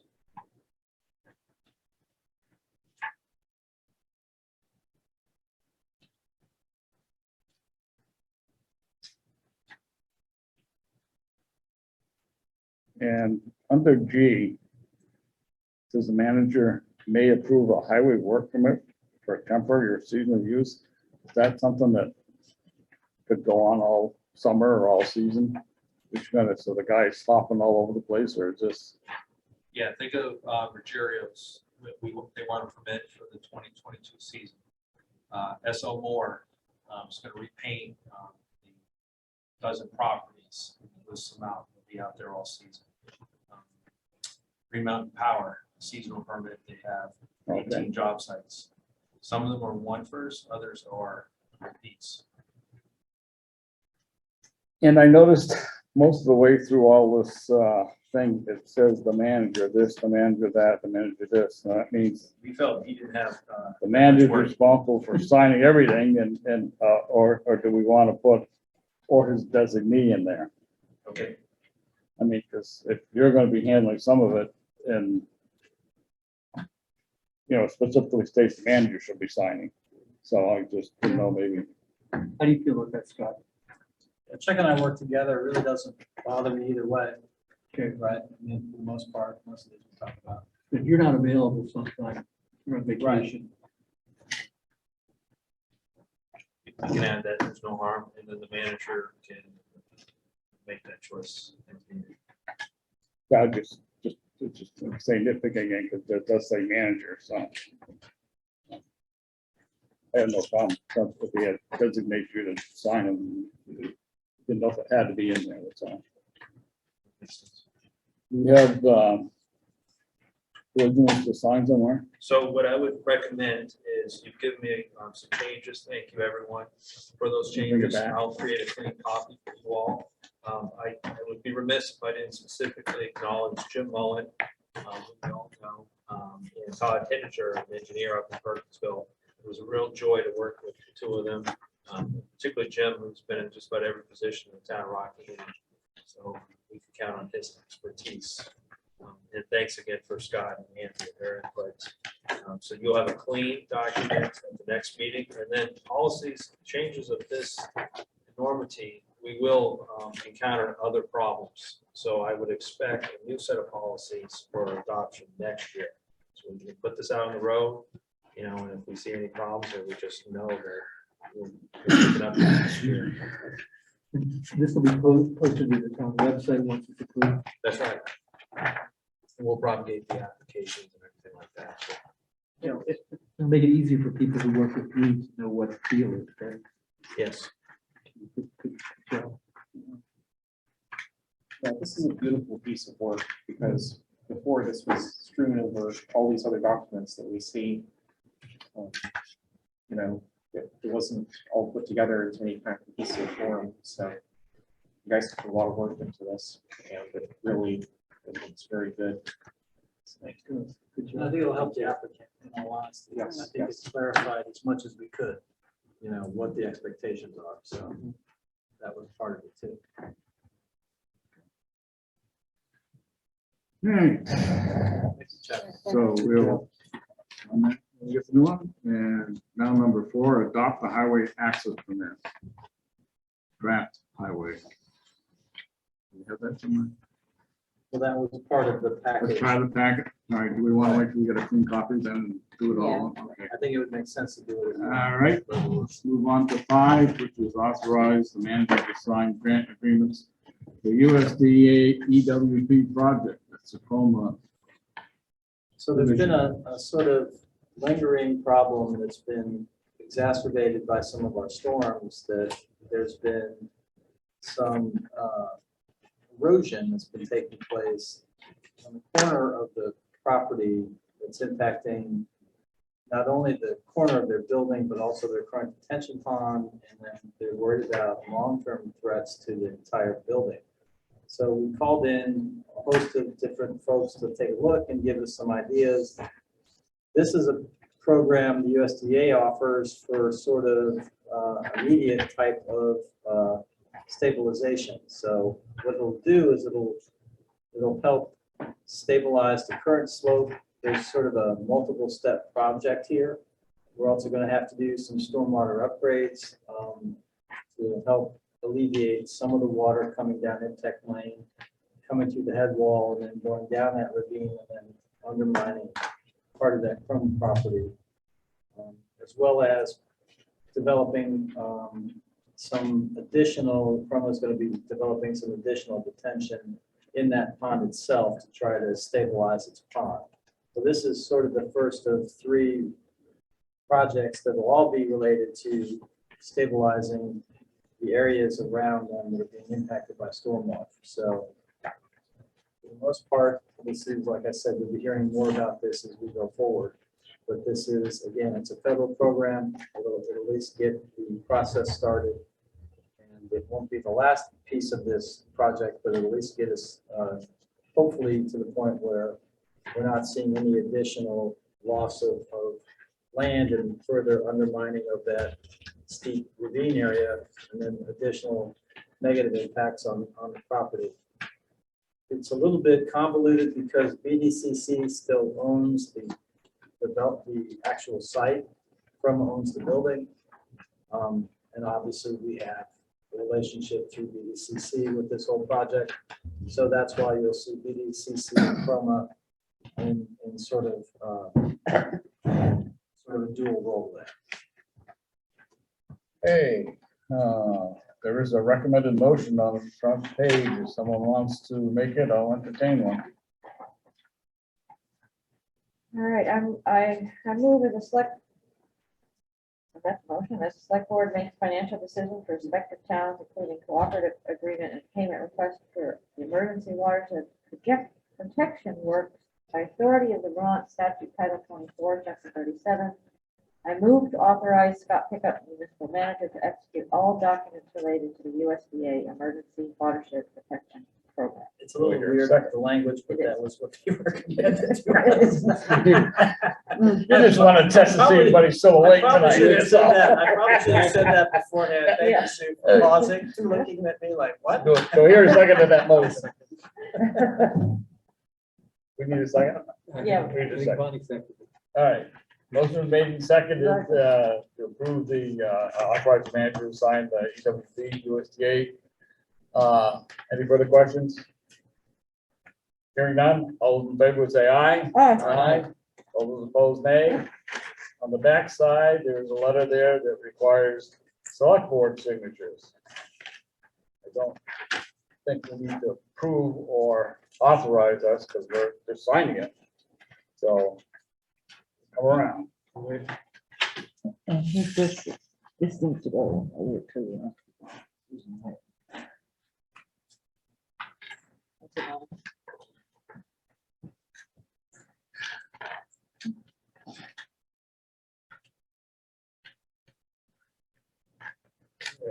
Now, while that's passing around, let's hit for number 6, the financials. We finally have the Yeah. town financials versus the village one, but it was interesting looking through It's always there. good to Hopefully you didn't share. find us snooping in their business. Yeah. It's always good to share. But yeah, Yeah. it's just the highway. Can't have a little fun, what the heck, right? There are a couple items on here, obviously, we have all of our submissions in for the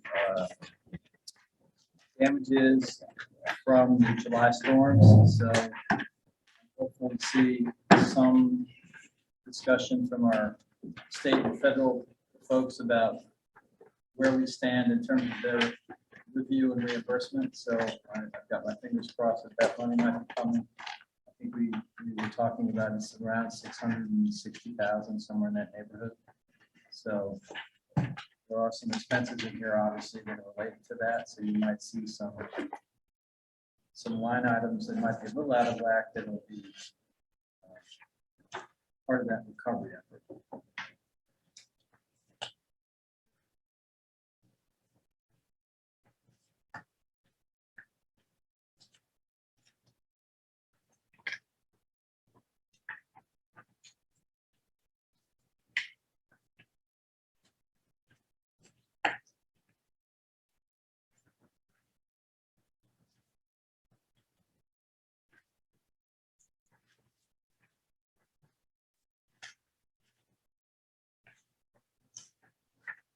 If anybody has any comments, but it looks pretty good. Some of it's over and some of it's way under, so I think we're gonna be I think in aggregate, we're pretty okay. good for the, You know, we got our fingers crossed that we don't get yeah. a tough end to the another ice winter, storm, which could right. throw us all out of whack. And, you know, that's always the concern, but, Or another major storm, or another, right, which would be before the FEMA money comes in to reimburse the bonds. the last.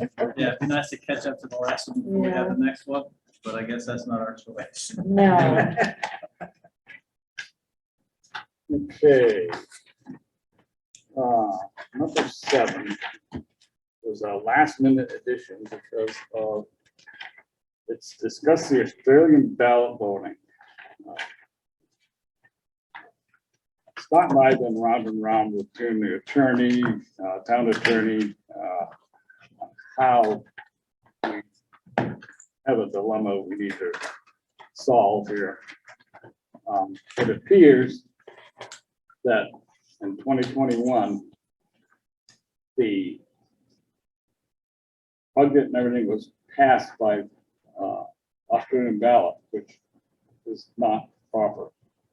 I looked up the things, you can vote to go to Australian ballot, but the process they used was to vote on the Australian ballot to do that. And what I've read, and I wrote Will Senning at the elections committee, and I haven't heard back from them as of 5:30 tonight.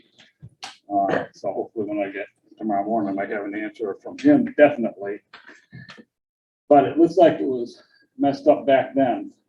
We had a lot of discussions. I bought some minutes from back then about, back in November when we started the process of 2020, the budget process. I asked the question, are we going to vote Australian ballot or whatever?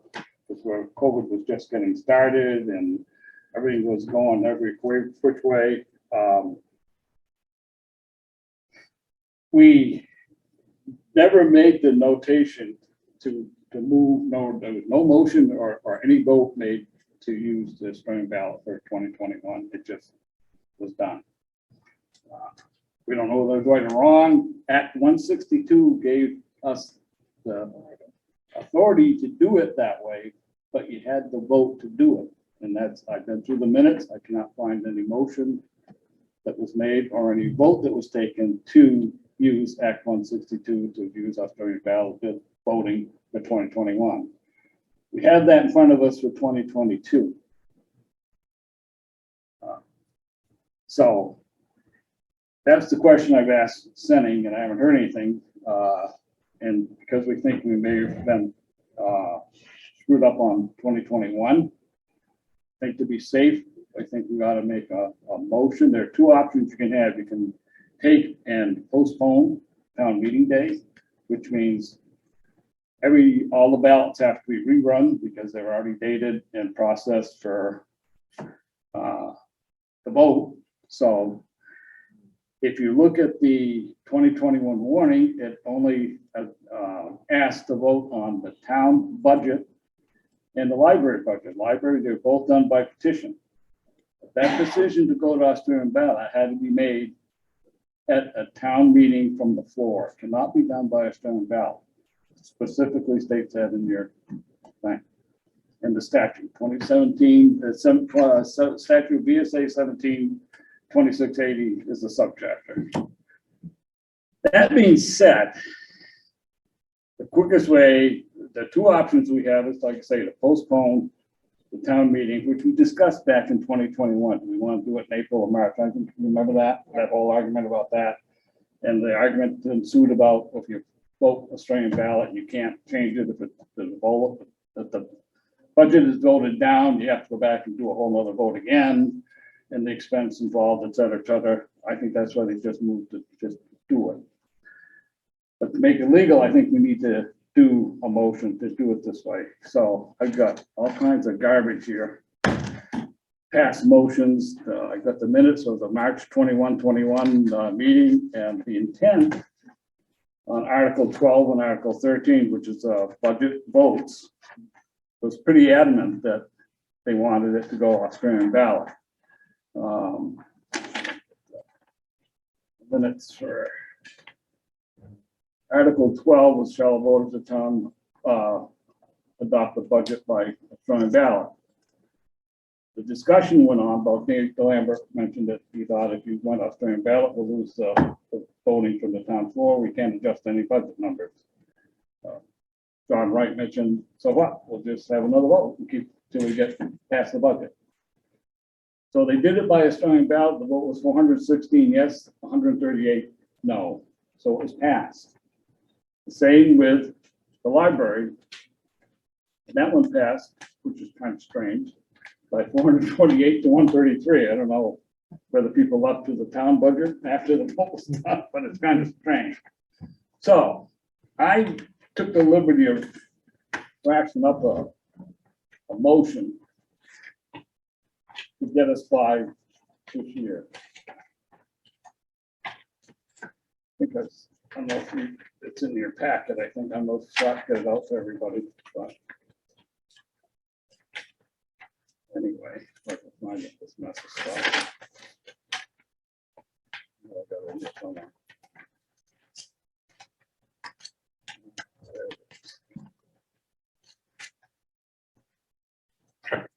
Senate Bill 172, which is actually Act 77, signed by the governor on January 19th, authorizes the town to vote Australian ballot for all of articles or specific articles. If you look at the sample ballot for this year, it lists everything to be voted by Australian ballot out here, except for other business, which there's no vote, it's just a discussion.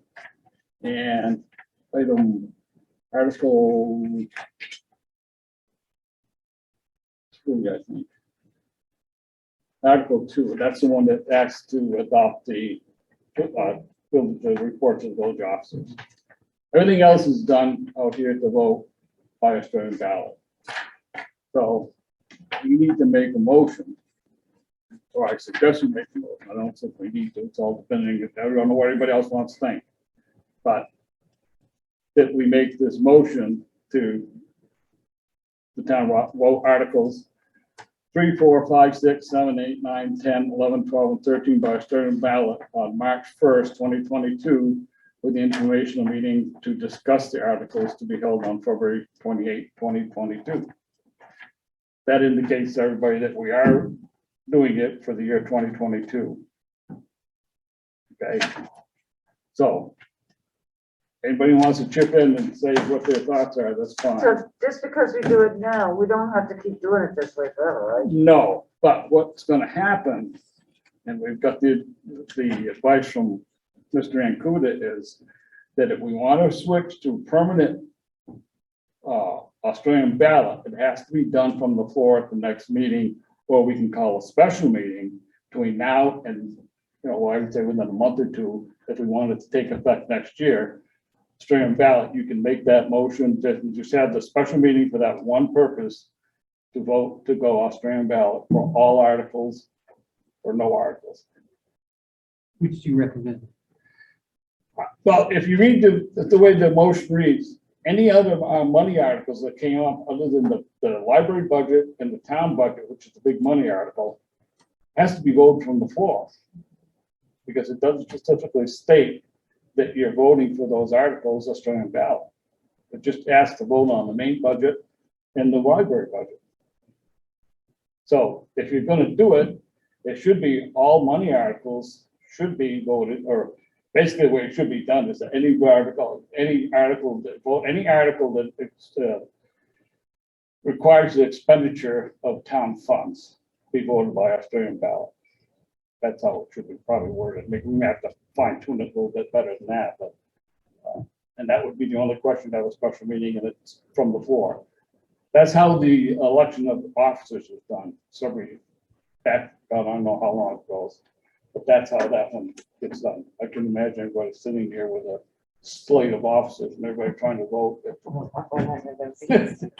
100 people. So, that's the quandary we're at. If we do the motion and we get an answer from Sunny saying that everything's okay, Steve Include has said that our warning is fine. There's not a problem with the warning, but it's the process how we need to straighten out.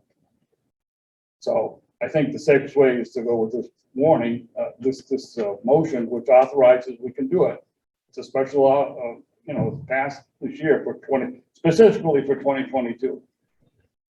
So that'll get us out of, get this vote done and over with, and we can move on. And then after, if the smoke settles, we can decide whether we want to do a special meeting to vote specifically all articles Australian ballot or just certain ones. So if we do this, what you propose now, Yeah. next year it automatically defaults back to the way it used to No. be. If we do this, all this is doing is authorizing the vote on March 1st of this year to be by Australian ballot. Right. The ballot's already gone up. Right. So So we do that, then what would happen, yeah. I'm gonna guess maybe April, after the smoke clears, one of our meetings or somewhere in April, the sooner you do it, the better chance you're gonna have to get it done. So if the vote goes Australian ballot, it will take effect next March. for next meeting. So suppose we don't do that. Don't Suppose we do- don't do anything, we just get through this year. What happens? Does it default back to the way it used to be? This is only for this year. This This is year only for voting this only. year. It to have defaults it, back because there's to, a law that allows us now. During Right. an emergency. Because of No, COVID. I understand that, I'm just saying, why do we have to have a special town meeting? We don't have, It would just, if we don't, it would just default back to the way it It goes back to voting on the floor. on the floor, yeah. it, But the thing is, the vote taken in 2021 overwhelmingly voted to go Australian ballot for those two articles. But it didn't specify that, was that your only? no, that was the intent for that vote was for going forward. It was, that was Right. the But intent of that vote? the procedure was done incorrectly. Right. It had to have been raised and voted on at a town meeting, Right, physical town yeah, meeting. that, Okay, so that vote last year, I It don't wasn't remember legit. what the It wasn't ballot, legal. did it say from now on, we're gonna do it that way? that would be part of your motion that you would take up at the meeting, yeah, It didn't specify here, so by assumption, it would be going forward. right. So So I think last year, it didn't specify, just it this did year. not specify the year, it just Right. specified. As a voter, just my said understanding commencing, was it just Show meant your this vote, year. it says, show your This year's vote, ballot does say just for this budget. year. Right, It right, says right, right. 2020. that's Okay. why it's worded the way it is. I got you, I just, And like I say, the last one said, shall you vote Australian ballot commencing with the year 2022. It was voted last year to do that, but we don't know if that was legal. I got you, all right, I'm We- sorry. But then we repeated the question this year on the same ballot, says, do we want to do it for 2023? Well, if sending says the vote for 22 is legal, then why did we put it on this year's ballot to do it again? So, I mean, it's, it's just a crazy twisted thing with this COVID stuff and the temporary laws that they passed to get people by this. I think the legislature just didn't think far enough ahead to do it. So your suggestion is that we have a special meeting in April. I'm gonna guess that would, the quicker we have one, then it's only gonna be probably a 15-minute meeting. It's go in there and you just do that one question, then everybody's out. So your feeling is you would like to see us always vote by Australian ballot? I'm not saying that. Oh. I enjoy doing it the other way. I know Yeah. Sue feels, because that way, if you got to a section Yeah, I think of the other way the is better. thing, and you yeah. want to reduce something like the services, you Yeah. want to reduce them. But- Say, like this year with the YMCA, if everybody's ticked off the YMCA and say, well, let's not fund $5,000 for YMCA. You can't do that now. Right, you have to take it or leave the whole thing. Yeah, I and know, that- I think we should let it go back to the way it was before, where you argued all night in town hall about it and people got to speak their mind. and Well, then you voted. I think that was why it was changed, because people got to the point where the meeting started at 7 o'clock. And 11, 12 o'clock, people are half asleep and trying to vote on something and half of them didn't hear what was going on. So that's why they decided. I don't know, I think it's good to have that kind of protection. And the other theory was that you're gonna have more people turning out to vote if you do it Australian ballot. Which turned out to be true. There's 500 and some odd people that voted compared to 100 people that Right. show up at town meeting. So are you disenfranchising those other 500 people by not doing Australian ballot No, vote? you're not disenfranchising anybody can come. I don't know, it just, Well, the intent, I mean, the thing is, it was the intent of the voters last year to move to Right. Australian ballot. The process was done incorrectly. Right. So to correct that for the voters who've made that decision, I think we do need to have a special town meeting. Because that was voted, that was the vote is, but it's just because it was incorrect. And if only 100 people show up and 75 say no and 25 say yes, well, we're back to town meeting and, all right, well, I think you need to make it really clear that we're talking about not, because when I voted for that, I thought we were just talking about this COVID emergency. Yeah. That's that what wasn't I the way- thought. But that wasn't the way it was worded. And I think probably a lot of people did. I think a lot of people. No, I think they wanted it to be voted at Australian Really? ballot Yeah. forever and a day. Because it Until- has come up at our past town meetings, but it's never been on a warning as the proper way to go through it. It's come up in other business, it's come up in other Okay. Every year discussions. it argues. It comes up every year. And they, That had certainly been my perception, is that vote was to be going forward and Forever, indefinitely. yeah, was it? Okay. Right now, Saxon River is deciding to try and figure out how they want to do this too, because one person came up and said, well, make it so everybody can vote.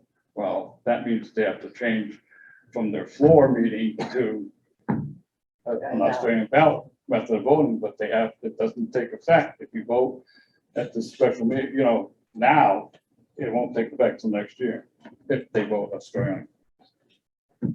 If it fails, no problem, we're back to the old method of sitting there and. But to get us out of the mess we are in now, to Right. make it clear, we should vote on this resolution so that it's clear that this is our intent. And I think last year when we did it, it was, I think when we passed the warning, we were thinking that was authorizing the Australian ballot. Yeah, This just makes because, it very clear. because Act 162 did give you the authority, but the legislative board, we never voted. We talked about it, but we never voted to do it. We are voting now to do it that way, so that we don't change anything and people are gonna go vote Australia and then later, I'd say April, if we have to wait till May, that's, depending on our business, but I assume the sooner we do this meeting to decide it, Yeah, get it over with. so we need a motion now? This is the motion we would make, yeah. Do you want to read it? I can read it if you want. The reports and then we'll so move it. All right, let me get this here. All right, with the authority of Senate Bill 172 Act 77, signed by the governor on January 19, 2022, I move that the town of Rockingham vote Articles 3, 4, 5, 6, 7, 8, 9, 10, 11, 12, and 13 by Australian ballot on March 1st, 2022, with the informational meeting to discuss the articles to be held on February 28, 2022. So moved. Moved. Seconded. Further discussion. Yep, I think that clarifies it. All right, hearing none. All those in favor would say aye. Aye. All those opposed, nay. Motion carries. All right, else. There was a missile, I think it was for information only on this Hirsch for the electrical work you wanted. Is that, or was that just for my, Just for information for the board. okay, everybody got that about Yep. the lighting? It was a follow-up to our conversation from the previous You know, meeting. I for just wanted you guys electrical to work, that understand they upgrade the Oh, electrical, yeah. the lighting and stuff. what's been happening. Okay, that, yeah, just some information. And this other one for the Northern Regional Border, stuff for a grant, that's also informational until, Just information. yeah, says, so Don't need they're gonna action. apply for a grant, for more prayer work. In the amount of almost $700,000. Wow. So it's got to do with New Hampshire and Vermont, so there's some grant that they can do, so they'll be coming back to us. Right. Wow. And Walpole's also voting, so I don't know how the details are, just Gary will fill us in on that when we get there. Yep. So, Is this part of connecting the rail? That's trail? more of the Monadnock. The Manana. Thank you. Manana. I'm gonna go with the Monadnock. You're going two different ways. I suggested flying the mountain. Call it by the right Obviously, name after that. Yeah, I'm never gonna get that right now. okay, let's go to the review and approve orders, bills and warrants. Take a motion. The only thing is, Scott, you brought the payroll envelope down, but there's nothing in it. I know, she wasn't done. Okay. Yeah, so All that's right, all I had. just so you know, I'm looking for, I know. I know, that's all we had. Okay. I don't know. if they- I don't think they've signed, you need to sign that one. So did we move to approve? I think Okay, yeah, so we move to approve, we need a motion. I move to approve. Is there a second? orders, bills, and warrants. Second. All right, motion's made and seconded to review and approve orders, bills and warrants. All those in favor would say aye. Aye. All those opposed, nay. All right, agenda items for March 1st, I had a 2022. question for that, Peter. I put it down for, that's the Tuesday after that's obviously the day of the vote. That's it, yeah. Are we gonna meet Wednesday or Tuesday? I wasn't Well, sure. I was just gonna say, I threw it out sometimes there for the board. we've met right, because that's basically an organizational meeting to the chair and vice chair and the clerk and a few other sundry items. It's not a long meeting, but a lot of times you don't get out of the polls until 7:30, so it's like, we have in the past moved it to the next day over. It's up to whatever. I mean, it's up to the board. The first is a Tuesday, the second would be a Wednesday. I just wanted, yeah, I wasn't sure If what you you guys take, wanted to do, it's so I also threw it out decide there. on the day and the time of after your meetings and the newspaper and all that. Well, our normally scheduled meeting is the second, right?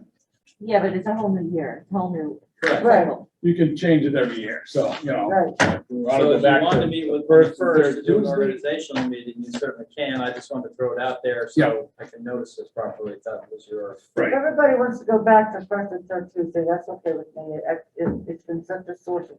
I know, it's been confusing because every It time. hasn't confused me, but I've confused everybody else.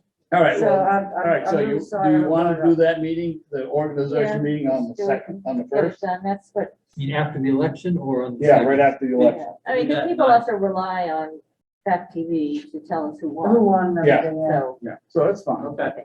So the meeting on the second still happens or not?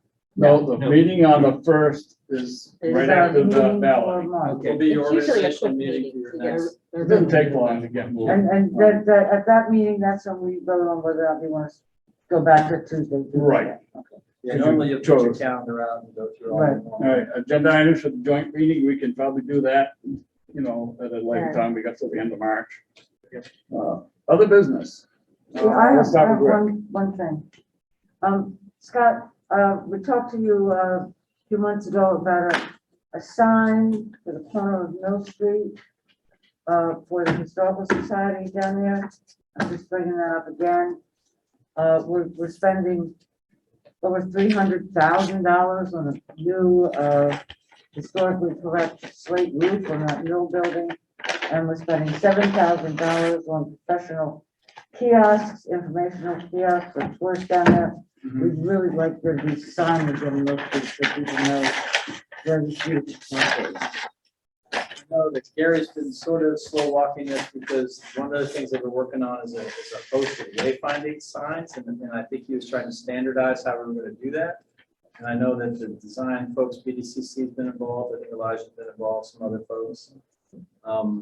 I can see if we're at a point now, or at least if we have a design standard, that we can maybe do that as part of that going forward, because all the other locations really are still being worked through, but maybe that's something we could try to get. Yeah, but we narrowed down. But that's fast why, track that sign for us down there. and that's why it's been sort of, it's going through that process and it's just taking Okay. time. So Yeah. maybe that's something we can It's- try to Yeah, finalize. it's something we could just do a sign now, but if you want to wait a little bit longer till we actually have a plan in place for some of our other wayfinding signs, and start coming up with a standard that it can simply be made to that, so you don't have to throw away the sign in a year and get. How long, I mean, we'd like to have it there by May, because we're gonna have everything else there. Think you know what you're gonna do by May? I can't guarantee, but we are trying to get something together. Okay, We are well- actively having meetings, so. Okay, well, you communicate with me, I mean, I'm kind of the one that Kathy kind of designated the sign issue. So would you Okay. keep me posted on where you're at with that? Yeah. And maybe light a fire under somebody if you can. Okay, Rick, let's start this again, other business. Do you have any update on the Sax River planning grant that was supposed to be happening about? We had a preliminary meeting with Amy about how we're gonna implement with Carrie and myself. And there was some follow-up she was gonna work on, and then we'll get back together with a schedule. So that was about a week ago, so I haven't heard much since, so I'll check back with Amy. We're gonna pick a consultant at some point. There was a process, right, she was working on getting a group of folks as well as we were gonna start the language for the RFP. Okay, So I'll double check with her to see where we stand. Sue, Almost. Bonnie, Elijah? I have nothing surprisingly. No need for the executive session, so I'd like a motion to adjourn. So moved. Second? Second. Everyone say aye, and we're out of here. Aye. We're out of here.